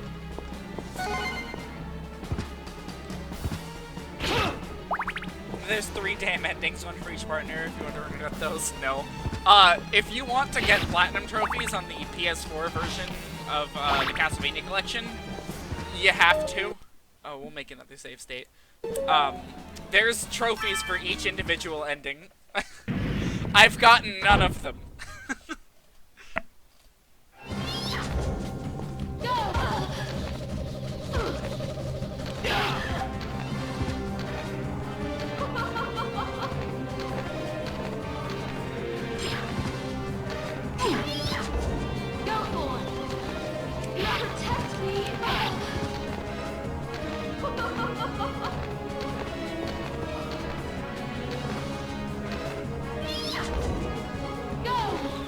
Oh shit. There's really not enough of a way to tell what attack she's gonna use, honestly.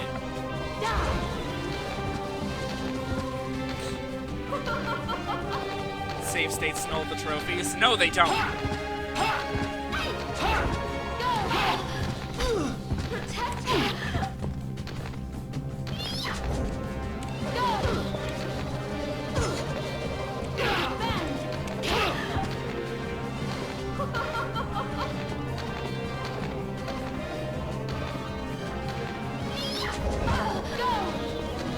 I know that was the attack she was gonna do.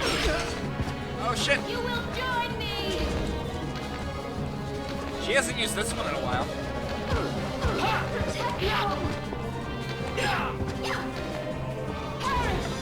This attack's so dumb. Go for it.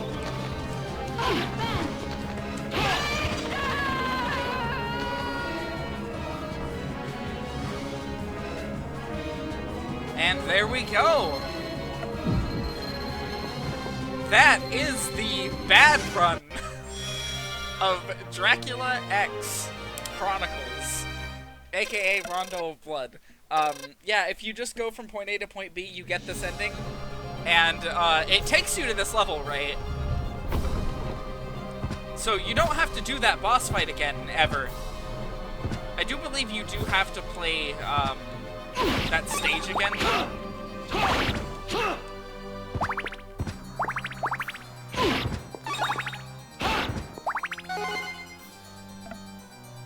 The most bittersweet orb, yeah.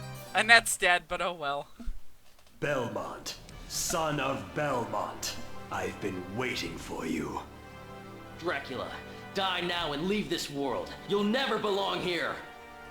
Oh, but this world invited me. Your own kind called me forth with praise and tribute. Tribute? You're a thief. You steal men's souls, their freedom.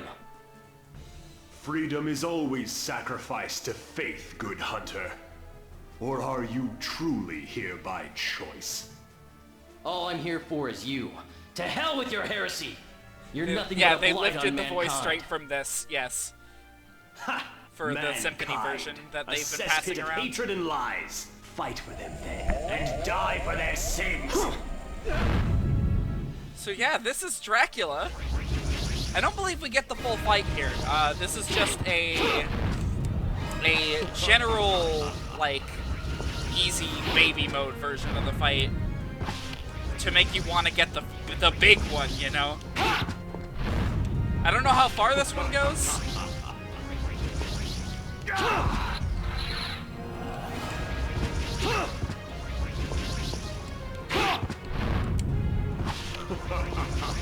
really gotta watch your distance from him in this one.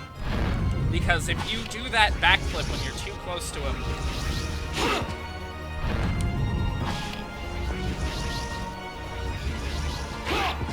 By the way, shout out to the best version of the Dracula boss fight theme ever right here.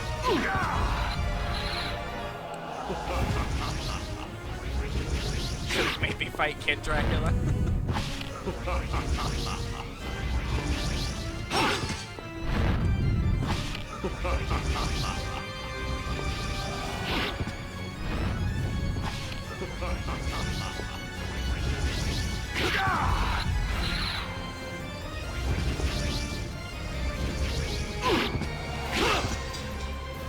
Enough of this! Give me power!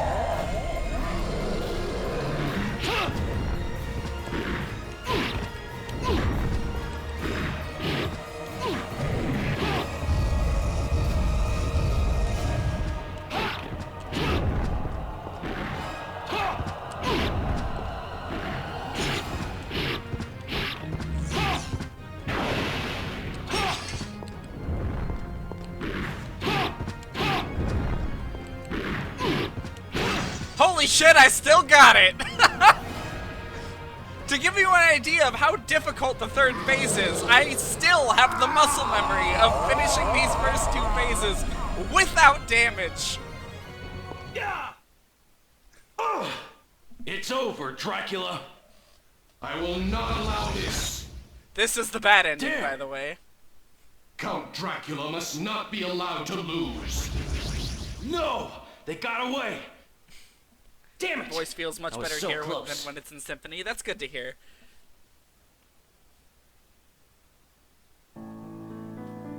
So yeah, that's how the game ends if you don't do all the fancy stuff. I want you to imagine getting this ending as a reviewer and then giving the game an 8, or like a 6 out of 10 because it was short and you didn't interact with half of the game. Granted, this is fairly short for a Castlevania like adventure. The direct route to the end of the game is only 2 hours. Most Castlevanias are just a little bit longer, you know? Not by much, but a little bit longer. However, we've only experienced half of the stages. Why did it make me kill his wife? Like, come on. Yeah. So, if you can't guess, getting the other endings is going to be searching for any way to rescue Annette, oddly enough. And hey, the credits are rolling right about midnight, right about when I normally stop. We have one more thing to do in game before we stop for the night. So I'm gonna tab out real quick and gonna check the stream health. Let's see how we did. Hey, we didn't drop any frames for the most part. That's pretty good. I'll take this moment with the credits rolling to go ahead and plug the Discord again. It just, again, generally helps me keep everybody organized and up to date on what's happening. Some nights I'm late to start, some nights, you know, internet troubles are happening.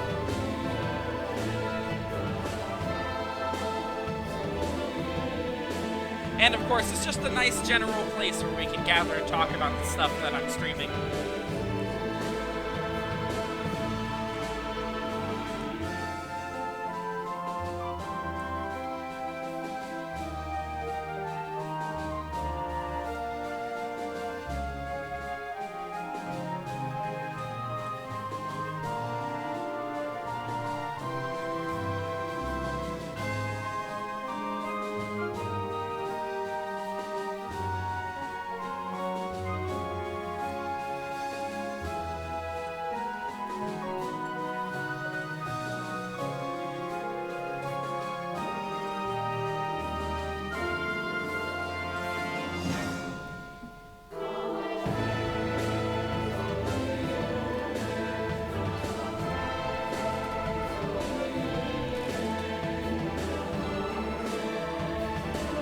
You know, it feels kind of weird now. Both of the series that I'm streaming are in full swing at this point.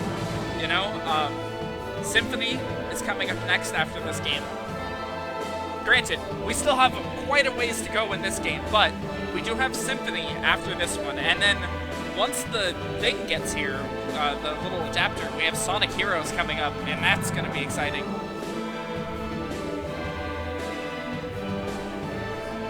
I'm looking forward to having very interesting conversations on Heroes. Because Heroes, oddly enough for me, sort of falls into the same category that Castlevania 3 does, where I think the game's really good, it's just the further you get into it, the more it becomes less good. The last couple of stages are really not my favorite.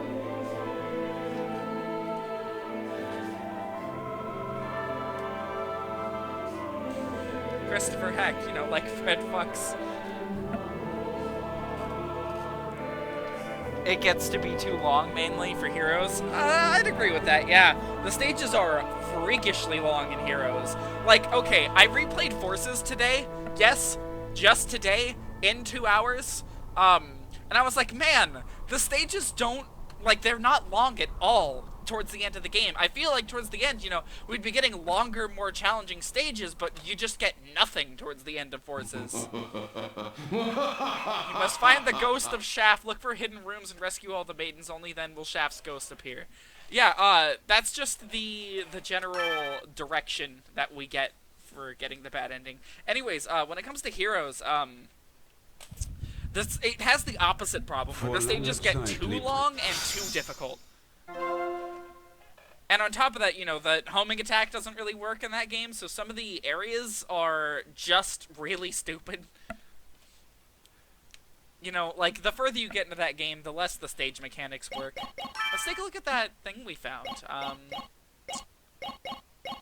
Did we... I mean, we found that one? Okay, maybe we found something from Rondo? No. Oh, we did. We found something from Symphony. Ooh! Still take Hero special stages over Konami's Spite personified. Man, that's a hard choice to make, though. The game controls well, but hates you, versus the goal is really simple, but you can't get the character to walk in a straight line. Which do you prefer? Fun fact, did you know you can break all of the special stages in Heroes just by switching to a power character, boosting, and jumping? You just launch forward at like light speed, and it's fucking hilarious, and you can get the emerald in like 3 seconds. Every time, guaranteed. So if you ever need a way to cheese your way to the end of Heroes, that's it. Alright, let's see. So yeah, this is the bad ending stage route. Now for the good ending stage route, we're gonna want to do this. Stage 2, and then just start from here.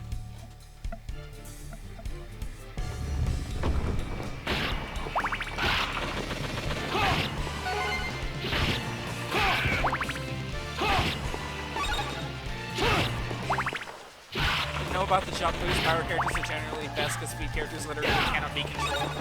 Their feet are made of butter in Heroes. Like, Heroes... It falls into the same category that 6 really does. Sonic is the worst character to control. He's like the one that they put the least amount of finishing touches on. So he's the one that has the most glitches. So all speed characters in Heroes fall into this trapping. Talking to special stages specifically. It's true in the regular stages, though. Like, everyone fucking remembers that line of rings in the jungle levels that you have to, like, light speed dash along, and they just don't work sometimes, so you just throw yourself into the abyss occasionally.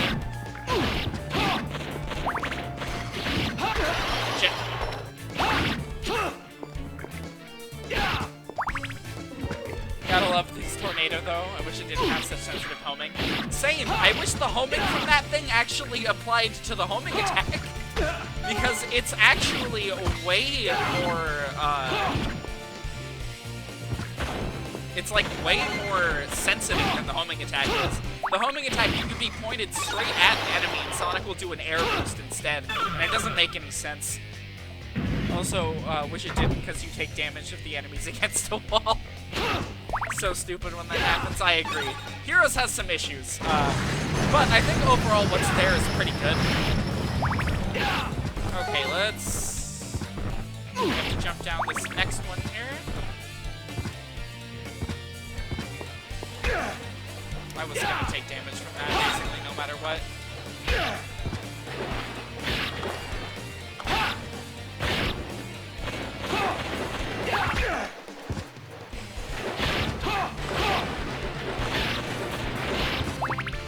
Peeping eyes are horrible and I hate them.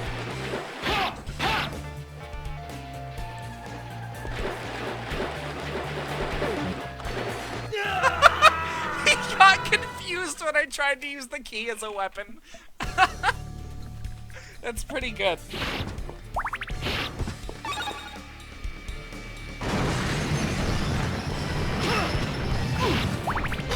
Shit.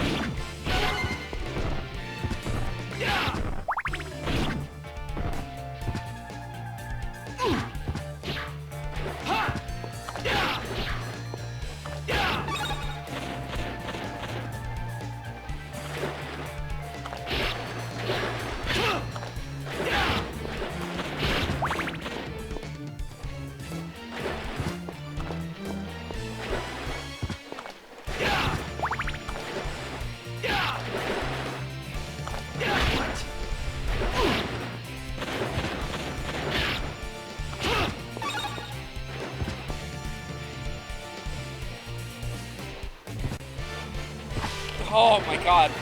I accidentally double tapped. Wait a minute. I mean, we do need to go this way for a secret, but I don't think it's quite the one I was looking for. Alright, that's fine. I do know where the one I'm looking for is, so I can just take a different route to get there.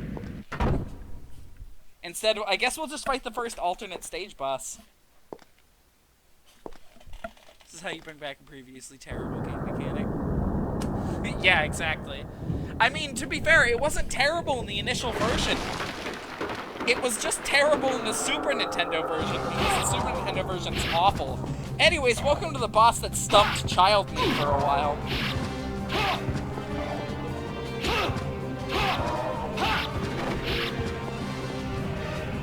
Shit. Oh.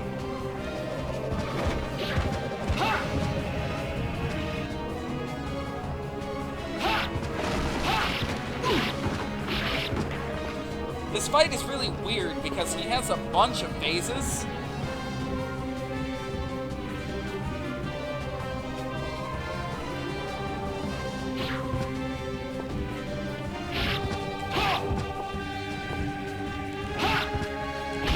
Shit. Getting hit by most of them will cause you to slow down. Gotta love getting cornered.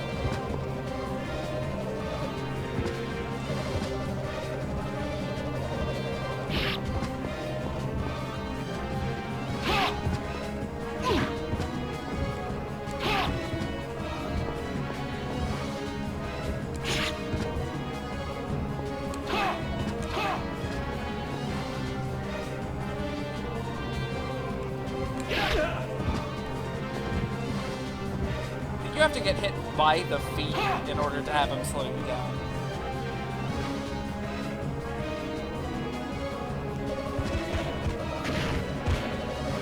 Oh yeah, now he'll drop bombs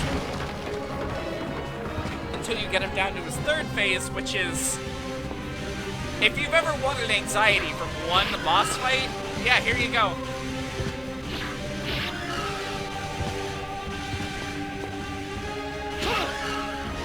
Oh shit! Fuck. You can get steamrolled by that attack. That phase, I guess. It's not really an attack, it's all the same thing. Like, it's all one motion. But yeah, you can get steamrolled by that if you aren't careful.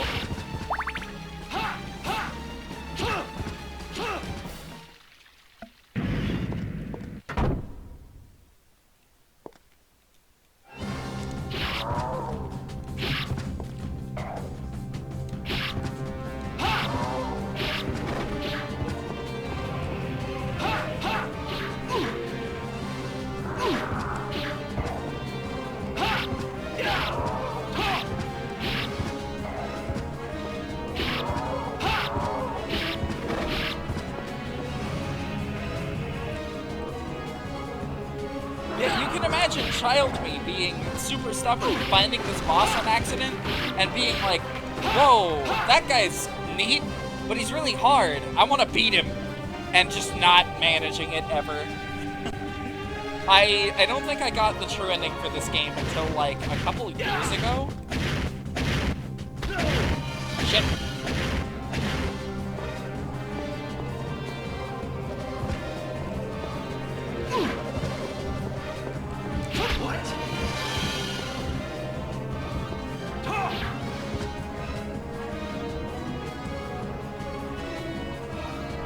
You know, I still go back and play it occasionally.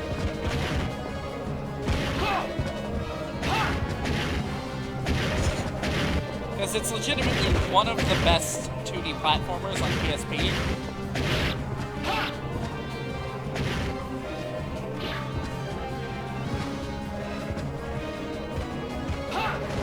There we go.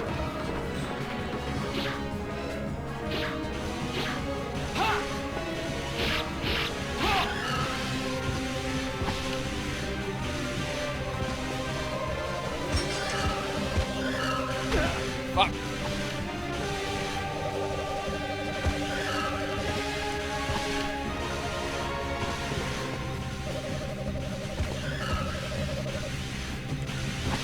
Oh.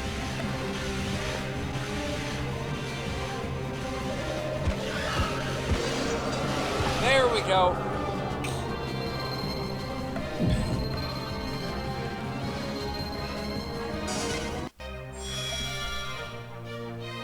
Alright, yeah, now we're on to alternate stage 3, which we won't be finishing tonight. While in the middle of falling, I accidentally found a way to manipulate the doppelganger, and you won. Oh, shit! That fight is fucking ridiculous, so kudos to you.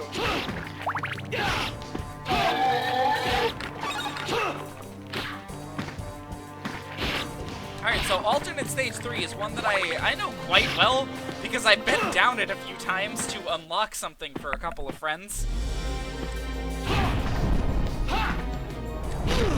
Oh, shit.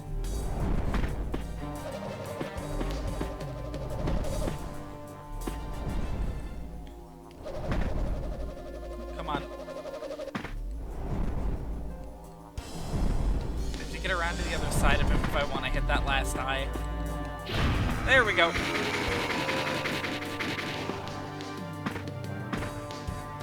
Yeah, this stage is the one with this game's most famous unlockable.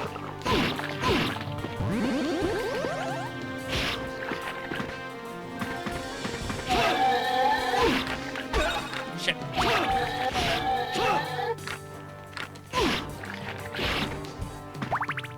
It's like if you hear anything about this game, it's that, hey, did you know this game exists and you can do this in it? And that's like, it's the one thing that everyone seems to know about this game. And surprisingly hasn't driven up the value of it by much.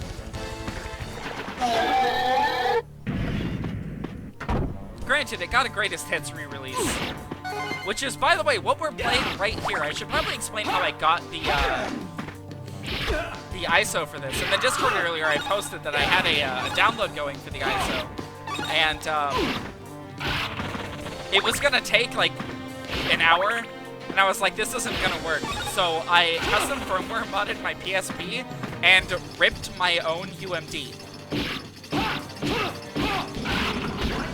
Shit. So yeah, we're playing on a rip of the UMD that I made myself. Saw that coming.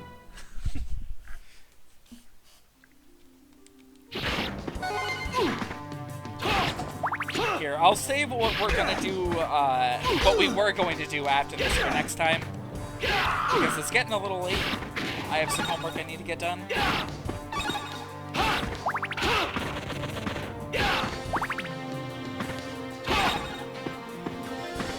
How many lives do I have left? None?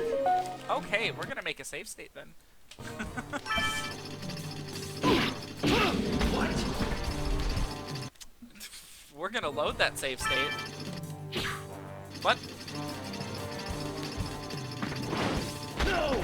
Alright, I have a feeling this thing is reacting to exactly what I'm doing.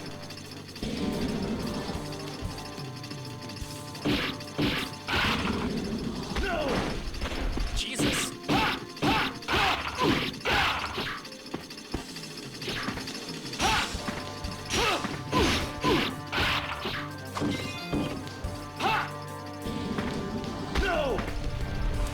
Not quite the jump I wanted to make. Whenever you switch, the boss pauses for a moment to switch as well, and it takes a second to start moving again. The brief moment of safety allows you to shoot flame blasts at it, and with good timing, the doppelganger spawns in the flame blast. And as I was on the lower ground, so it couldn't blast me, then kept switching to prevent it from moving. Oh shit!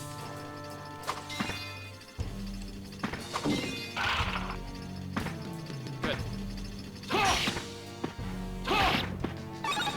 I think I tried something akin to that, but I couldn't get it to work on stream, so I just decided to start throwing myself at it over and over again and hoping it worked. Oh, fun fact, if you touch those hands, you're dead. Ugh. We need this cross. We get no wall meat for this, but it doesn't matter because we are at the thing, so...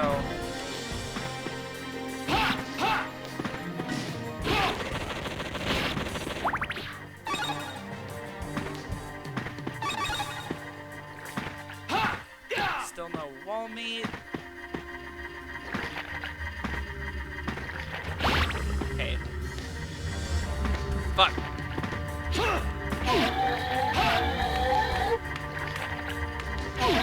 Might not actually survive through this. Maybe. Okay, we're gonna make the save state right here. Can't believe I got through it all, let alone finding an actual strategy. Yeah, it's almost like I know when I need these save states. Every time. I don't land on the thing, I just fall through it.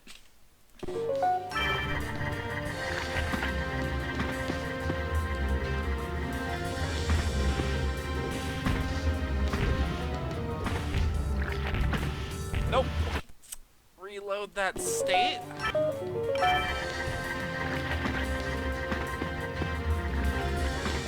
Jesus.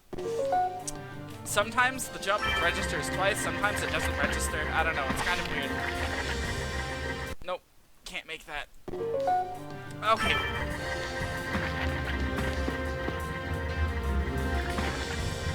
Again, sometimes it just doesn't register.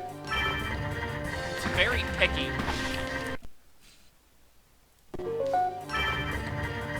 I keep thinking, press it twice, make sure it registers, and then the controls are like, don't.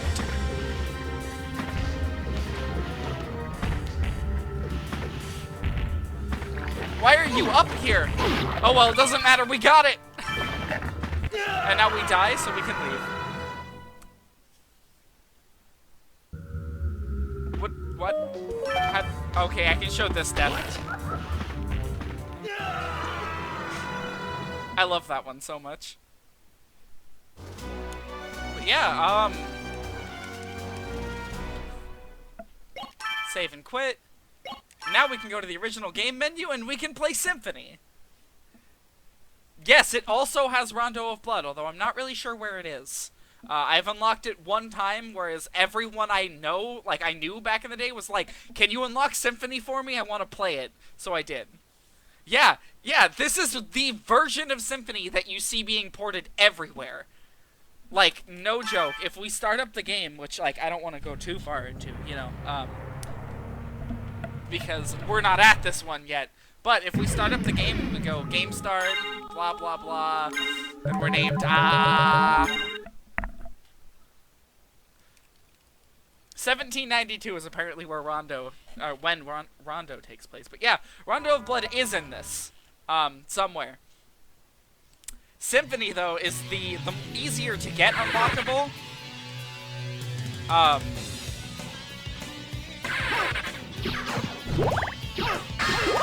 Can he do the thing? He can! Sick. I don't play as Richter very much in this. Dracula. Dracula. Die now and leave this world. You'll never belong here. Yeah, unfortunately, it But uses this version of the dialogue. invited me. Your own kind called me forth with praise and tribute. I'm not really sure how to get out of this. You're a thief. You steal men's souls, their freedom. But yeah, that would be that thing. I think we just have to exit to menu, and then reload like that to get back to the original game. Richter and Symphony is great. Yeah, he is. Too bad his dialogue isn't here. But yeah, whenever you see, Rondo or Symphony being ported places, like with the collection they did recently and stuff, just know that's a PSP emulator. It's emulating this. I'm not even kidding. It's this minus the game on top. I cannot stress this enough. Never buy Symphony from Konami nowadays. It's not worth it. I get it, you want a better translation, but it's the exact same speech from the Rondo remake this is part of. Yeah, exactly. But yeah, that's gonna be it for Castlevania. What other stuff do I have on here? I haven't looked through this a whole lot. I have the PSP version of Project Diva. Oh, and I've got Birth by Sleep Final Mix. That's that game will tear me apart someday. Alright, there we go. I'll switch it to the chatter thing. There we go.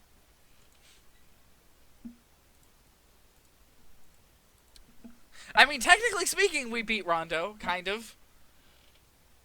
In a roundabout sort of way. The game has technically finished. It's played its credits. We still have a whole lot left to do, though. We have to save all the maidens, and we have to beat the true final boss, which will take a while, trust me. I am very proud of that no-hit Dracula, though. Very proud.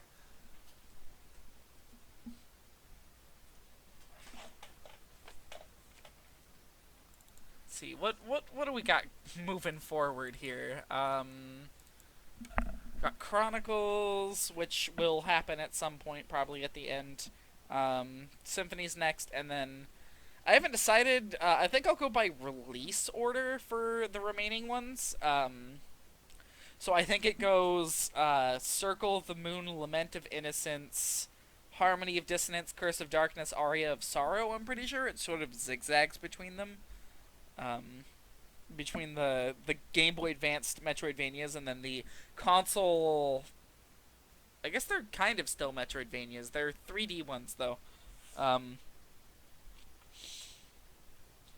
So yeah, we're gonna be seeing some weirdo games moving forward. Some that people just straight up do not talk about. Like Curse of Darkness, even though it plays such a heavy role in the inspiration for the Netflix show,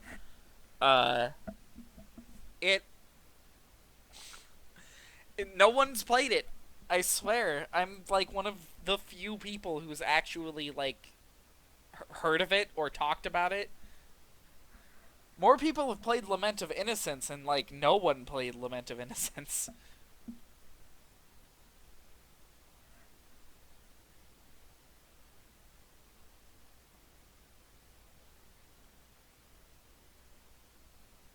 I mean, I guess Lament of Innocence, like, people had the hype of it being the first next-gen, quote-unquote, Castlevania, but I don't know. Curse of Darkness, like, had a big advertising campaign behind it, advertising it as like, and part of Dracula's origin and all that, which is cool because it technically does have a huge role to play in that. But like, I don't know, less and less people played it, despite the fact that I'm pretty sure it's on multiple consoles. It's on at least Xbox and PS2. I don't think it ever released on GameCube. Let's see. You still need to uncover the not-so-miserable pile of secrets. Yeah. Let's take a look at Sonic, since we've got Sonic going tomorrow night. And we are about to finish 3D Blast. We're, like, on the final couple of levels. So I gotta figure out what we're gonna do from there. I don't know how much longer I have until my MacGuffin shows up. Here, let me check the shipping information on Amazon real quick.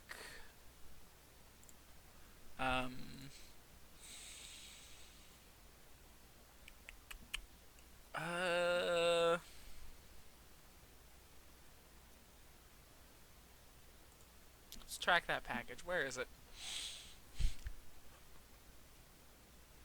Are you fucking kidding me? It hasn't even shipped? Oh my god. It'll be showing up by June 2nd. And I mean, this is fulfilled by Amazon, so...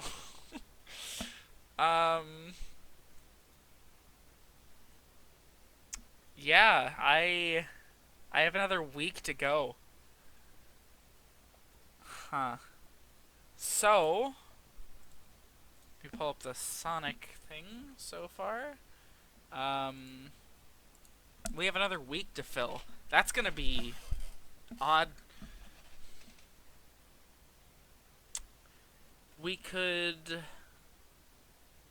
I could do at least one stream for Sega Sonic the Hedgehog, but then I would have another stream to fill in the meantime. That would be kind of awkward for just one thing, you know?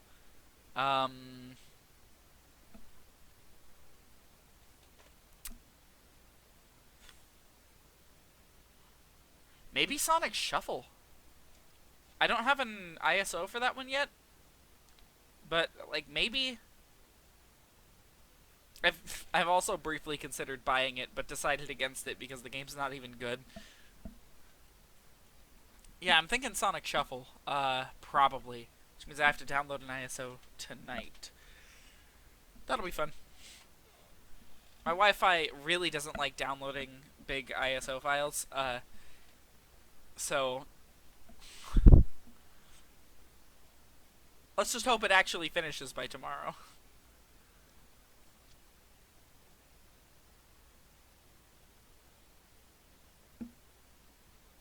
You know what? Here, let's get some music for the rest of this this little section. I'll bring up some good music from a game I've been playing recently.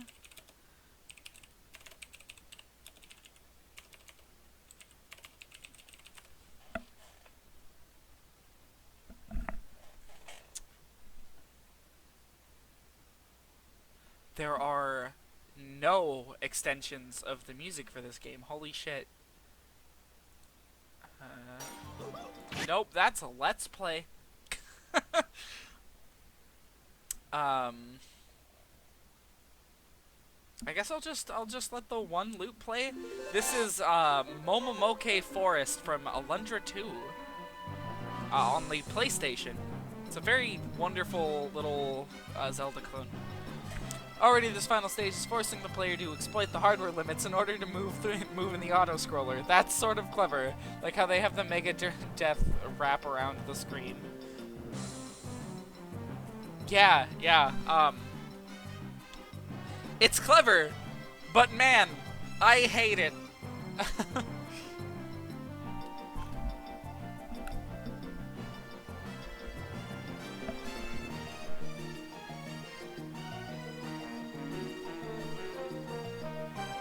You know, we've got, so far, I should make like a little thing that describes like what each series is going to be, like after, you know, like the order so far, I guess.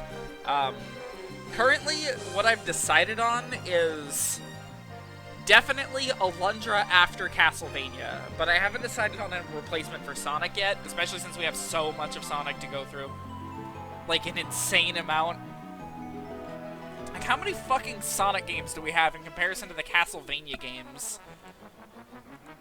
With Castlevania, we have 1, 2, 3, 4, 5, 6, 7, 8, 9, 10, 11, 12, 13, 14, 15, 16, 17, 18, 19, 20, 21, 21-ish. I say ish because there might be some that I'm like forgetting to count or something. With Sonic, we have 1, 2, 3, 4, 5, 6, 7, 8, 9, 10, 11, 12, 13, 14, 15, 16, 17, 18, 19, 20, 21, 22, 23, 24, 25, 26, 27, 28, 29... Oh, wait, no. Subtract those last 4, because I don't have... No, last 3. I don't have a way to stream those yet. So, back down to 26. So, 27, 28, 29, 30, 31, 32, 33-ish, 34, 35, and 36 more Sonic games. Christ. It's actually some neat bits of evil in 3, like how they give you the holy water right before death, but he doesn't spawn on a platform, so you can't instantly stunlock him. I do appreciate that, yeah. God, have I mentally blocked the death fight?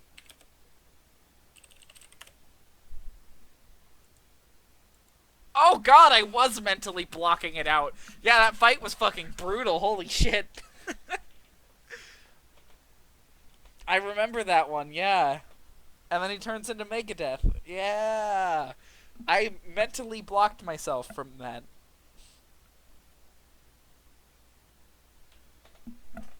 Oh yeah, I should probably pick the next song out of the... wow, I'm not getting any suggestions from the Alundra 2 soundtrack. To give you an idea of how obscure this game is, the game has literally no soundtrack extensions on YouTube. It's basically the same exact, same exact as one, except there's a second phase. And the arena is more dickish.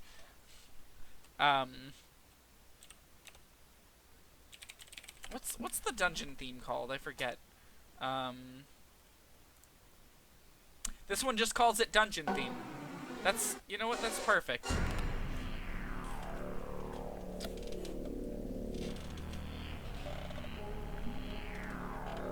You know, I took a very depressing trip over to the Alundra subreddit the other day, and I had honestly no clue how I'd ever beat some of those bosses without Sypha, honestly. Sypha is a godsend, and I'm sad I didn't realize it until Dracula. But yeah, I've recently visited the Alundra subreddit, just taking a look at it. And when it comes to this game, Alundra 2, every single mention of this game is immediately followed by the entire fanbase retching, saying how much they hate it. Like, to this day, people still fucking hate this thing. And I have finished it, like, 1.5 times. And I love it. So... I don't know. The most I've been able to find as to why people hate this game is... The major reason is that it was a jump to 3D, and thus it's kind of awkward. It plays really strangely. The camera isn't good by any stretch of the imagination. And getting used to everything takes a bit. Oh, hey. The music's over. Pull up. I guess this is a battle theme. So yeah, getting used to everything, like, takes a bit. And... like, Alundra 1 is just sort of a Link to the Past clone, you know? It's a 2D Zelda clone with really difficult puzzles. That's like the draw to it. Alundra 1 is brutally hard. And Alundra 2, while it has some really difficult puzzles and some really, really good stage design, I mean, like, some of the coolest set pieces on the PS1 are in this game.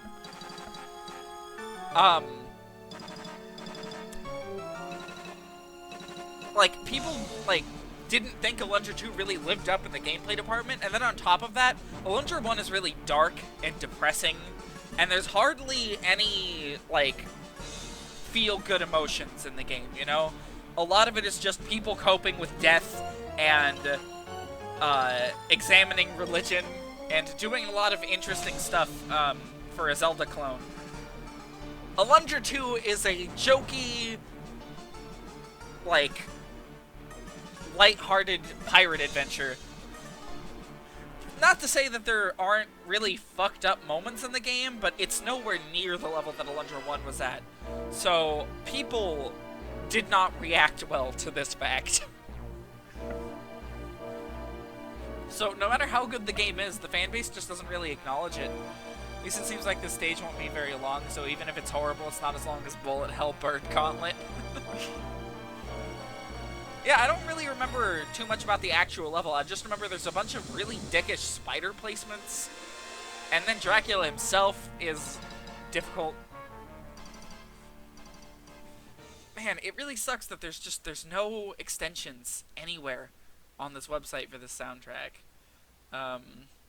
I found an extension for the final boss theme, but I'm not doing that. I'm not clicking on that one. No one has ever seen the final boss.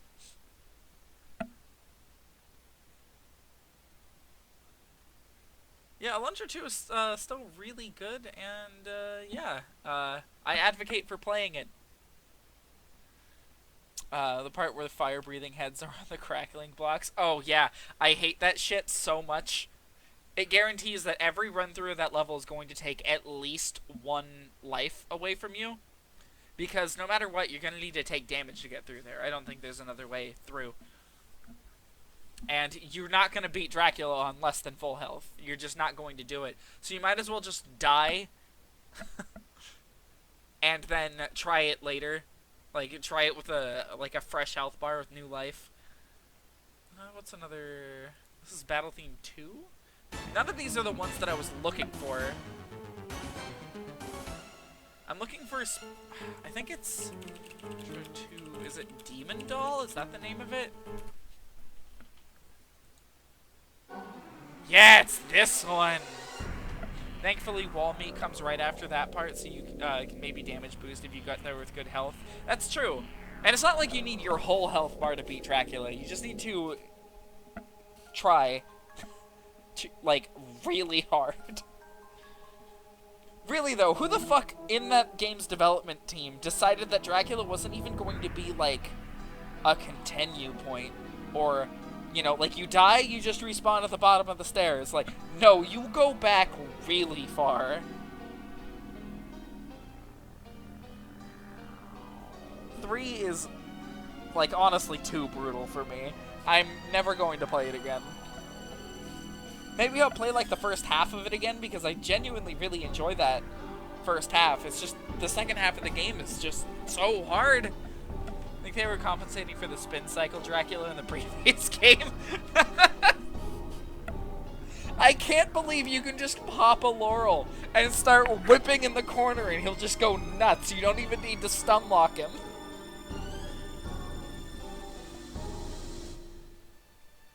It's good shit.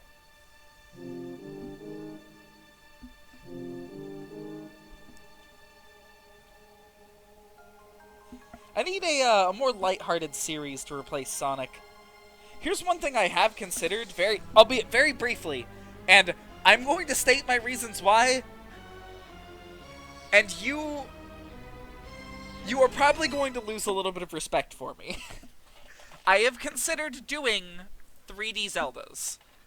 And I say 3D Zeldas because 1, Zelda 1 and 2, ain't no fucking way that's happening. This game takes away any garlic you have, so you can't stun lock him with those. But Laurels, those are fair game. Yeah.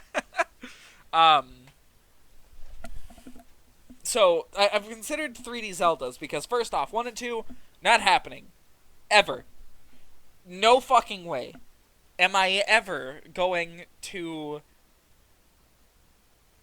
do that to myself. Like... being held down with, like, the social obligation to finish the game once I've started it on stream, you know, for something as big as Zelda, no way. And second, and this is the one you're gonna lose respect for me, alright? This doesn't even deserve music for me to say. I don't like A Link to the Past. I'm not a fan of that game, literally at all. I don't like it in any capacity. I love the 3DS one, if that's any compensation. I fucking... love A Link Between Worlds. Link to the Past? No, not at all. Don't like it. Zelda 1 Second Quest borders on Castlevania 3's difficulty with the side of Simon's Quest. Yeah, no. No way. I'm seem to remember there's, like, some point in that where you have to, like, it's something really cryptic with one of the old men in the cave, but I don't know what it is.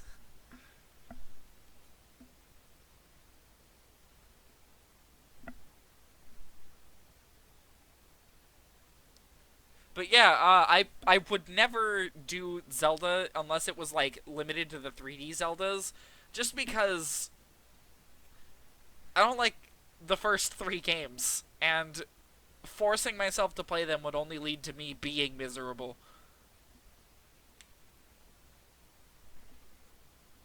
Did actually beat the second quest without a guide. The only thing I knew was some walls were fake. Oh my god. Fucking fake walls.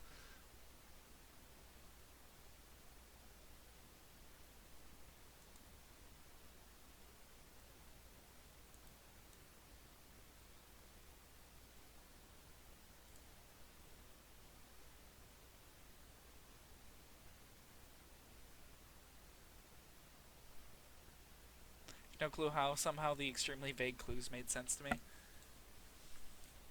Yeah, I guess. It was written by a human being, so there has to be a way to understand it, you know? God, I hope so.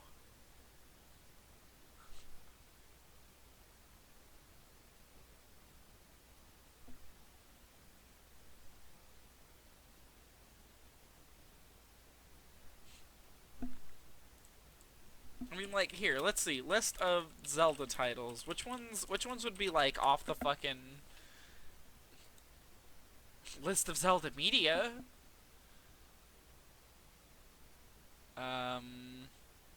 So yeah, wouldn't do Zelda 1 or 2. They do have a very cryptic but very interesting new entrance to Dungeon 8. See, and then A Link to the Past, not a fan of it at all. I do love Link's Awakening, though. That game is very good until the ending where it isn't. The ending is, like, distinctly not good. Like, the moment you enter, I think it's the 7th dungeon, the game just gets too cryptic for its own good. Ocarina I do love quite a bit. And Ocarina would be, like, my main draw to doing this. Who knows, maybe I'll do, like, some one-off Ocarina streams in between some other stuff. Just so we can sit back and enjoy some Ocarina of Time. And then Oracle of Ages and Seasons, not a fan of either of them. I only ever played Ages, really. Seasons is one that, like, once I finished Ages, I was like, oh god, I can't do this anymore. So I played it a little bit and stopped. Link to the Past, Four Swords, I don't think I actually have a way to play. I don't know if it's emulatable or not. We've got Wind Waker. That game is fantastic, so 100%. It looks like from there on, like, everything's good. It's just the question of whether or not I can stream it.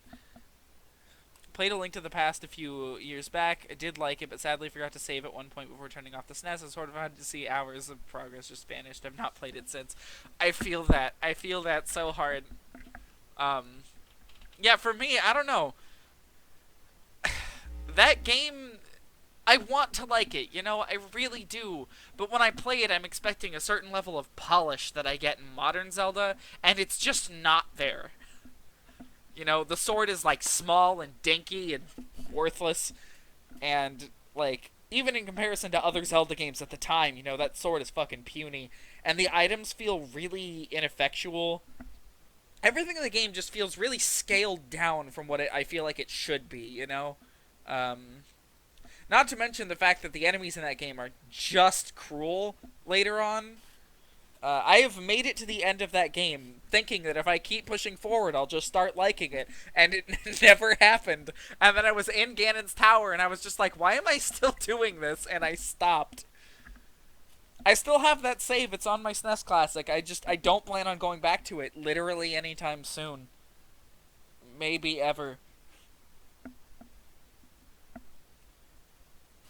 What else we got in here that would be, like, worth a look at?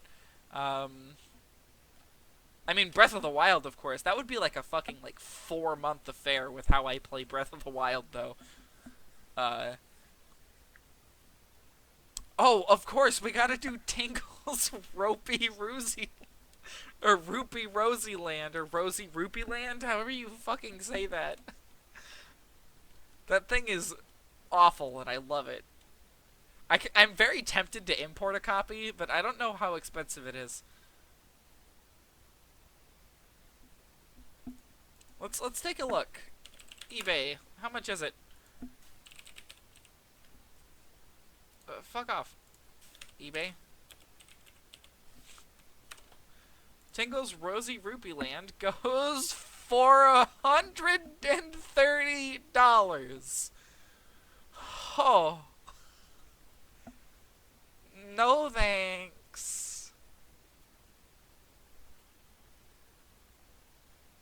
You know what I could buy for a lot less than that? Ganon, your destiny lies not with this game. You don't even like this game. There's honestly no reason to stop me. Yeah, and I mean, it's on a different timeline. Like, come on, why would I even try? However, I did play and finish and love the 3DS one, Link Between Worlds. That game is fantastic. I just kind of wish it was like a full-on remake of A Link to the Past, so people could stop telling me how good the original Link to the Past is, and not hold that one like it's something else. That way I can avoid this entire topic of conversation altogether, you know? Because, normally when I mention that I hate this game, a lot of people are just like, what? That's how Hyrule's doomed. Yeah, there we go. You know, I really wasn't a big fan of this series until just a few years ago. I don't know, something just clicked with it for me, you know? Ocarina's the real overrated one. Oh yeah, definitely.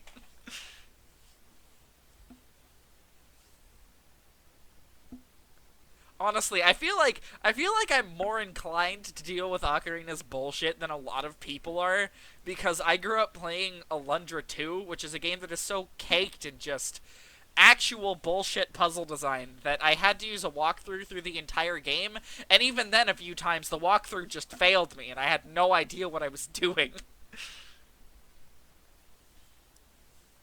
That game is very hard, but I highly recommend it if you want just like a decent enough Zelda clone to play that'll really challenge you. Alundra 2 was way cheaper than the original. However, the issue is the original is available for the PlayStation Network, so you can download it as like one of those PlayStation classics. The sequel never got that, so you can only get it by paying for like a physical copy, and those go for about $20-ish.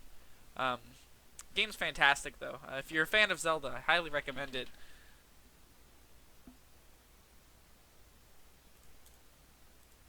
I don't know. I'm leaning more towards with a lot of the stuff I'm doing, right? I'm leaning more towards like giving things that aren't really so well liked a shot, you know, giving them like this other perspective, I guess. Spirit Temple and Master Quest gets pretty weird with its puzzles. It was a nice change after the disappointing Master Water Temple. I don't know much about Master Quest. I know I should totally play it, and I have access to it. I've never gotten around to it. I've always had just more stuff that I've wanted to do, I guess, than just going straight back into Ocarina of Time again. Which, granted, I've played through that game plenty of times. Like, at least 4 at this point. So I don't doubt that I'll do it again in the future. Shit, almost knocked my laptop on the floor. That was almost bad. But yeah, I'm leaning more towards like franchises or series or stuff like that. That's like, I don't know, people just, it's either people just hate them a ton, or, you know, just unfairly judge them, you know, stuff like Sonic. Castlevania is a victim of its own company, I guess, more so than any individual person. But you could still stretch it and be like, yeah, it fits. Alundra definitely fits in this, because Alundra 2 isn't well-liked at all. So Ocarina of Time, I feel, would fit right in. You know, a lot of people are really negative about that one now. Like, really negative. I accidentally stumbled on a sequence break glitch in Master Quest Spirit Temple, but I didn't take advantage of it because of honor. Nah, if I find a glitch, that's it. I'm living with it. That's how I'm going. Honestly, though, I would probably have assumed that I did it wrong, or I did it right anyways, and just tried to go through normally.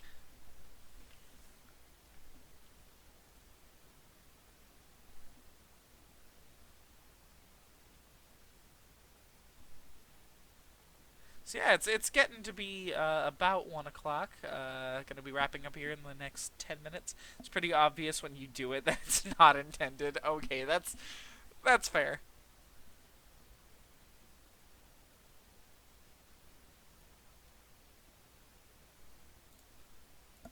Some other stuff that would be interesting to stream. Kirby would fit in after Sonic because both of them are sort of like weirdo platformers that don't really fit in a whole, like they don't really stay within their own framework, you know. If you move the wrong way, if you hit a death plane. So what? Zelda has death planes. Ah. I mean, I guess it has the holes in the floor, but like, man, you should never be that close to one of those. Ever, for any reason. By that you mean a pit, yeah. But yeah, Kirby would fit quite well with Sonic, and I was considering doing that after. The problem is, I don't know how well Robobot or Triple Deluxe emulate. Here, let's take a look. Citra compatibility list.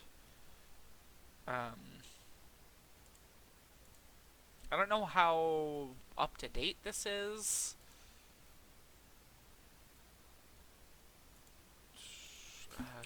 Kirby. What the fuck? Why did it? Okay. Triple Deluxe is great. Robobot is okay. That's worrying. And Battle Royale is listed as just bad. So I feel like we could do Kirby up to a point, and we just have to wait until they get Robobot emulating properly. I guess. Why would they test Dreamland with this? Why would you test a 3DS emulator for a Game Boy game? What? Okay.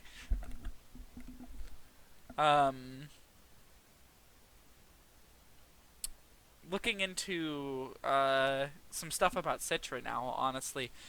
We won't be needing Citra for a really long time. And honestly, I'm trying to plan it so that we never need Citra for any series we do, ever. But if you don't know, it's a 3DS emulator that is fairly far along. It's really decent, I guess, is the word for it. I don't know how optimized it is as of this state, or even how far along it is. I just don't know enough about it. I know that you need to get the BIOS from your 3DS, which there should be a way to download it online. Just looking through their Twitter feed right now, just to take a look at what features they've been adding recently, just to get a general sense of how far along they are. It looks like Citra upscales 3DS textures now. That's nice.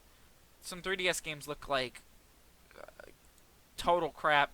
So, that screen is 240p on the 3DS, by the way, in case you didn't know. Like, 240. Yes, even on the new 3DS. No, there's no excuse.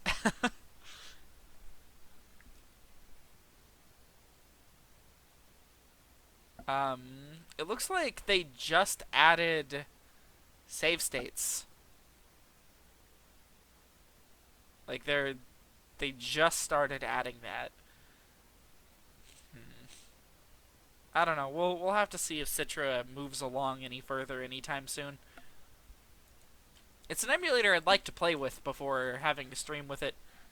And as it stands, I don't really get a whole lot of time to play around with emulators.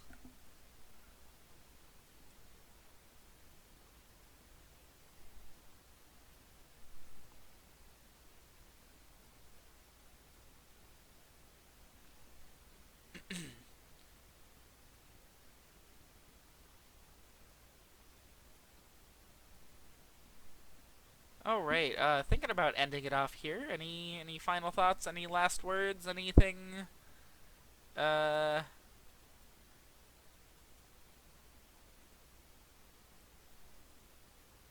final part with the pendulums is pretty crap, but honestly the stage is nothing compared to what I went through directly before. That's fair. That's fair. Yeah, good luck with Dracula. Honestly, good luck with Dracula.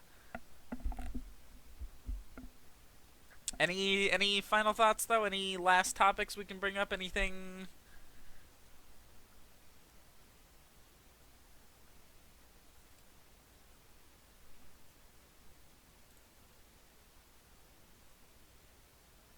No? Okay.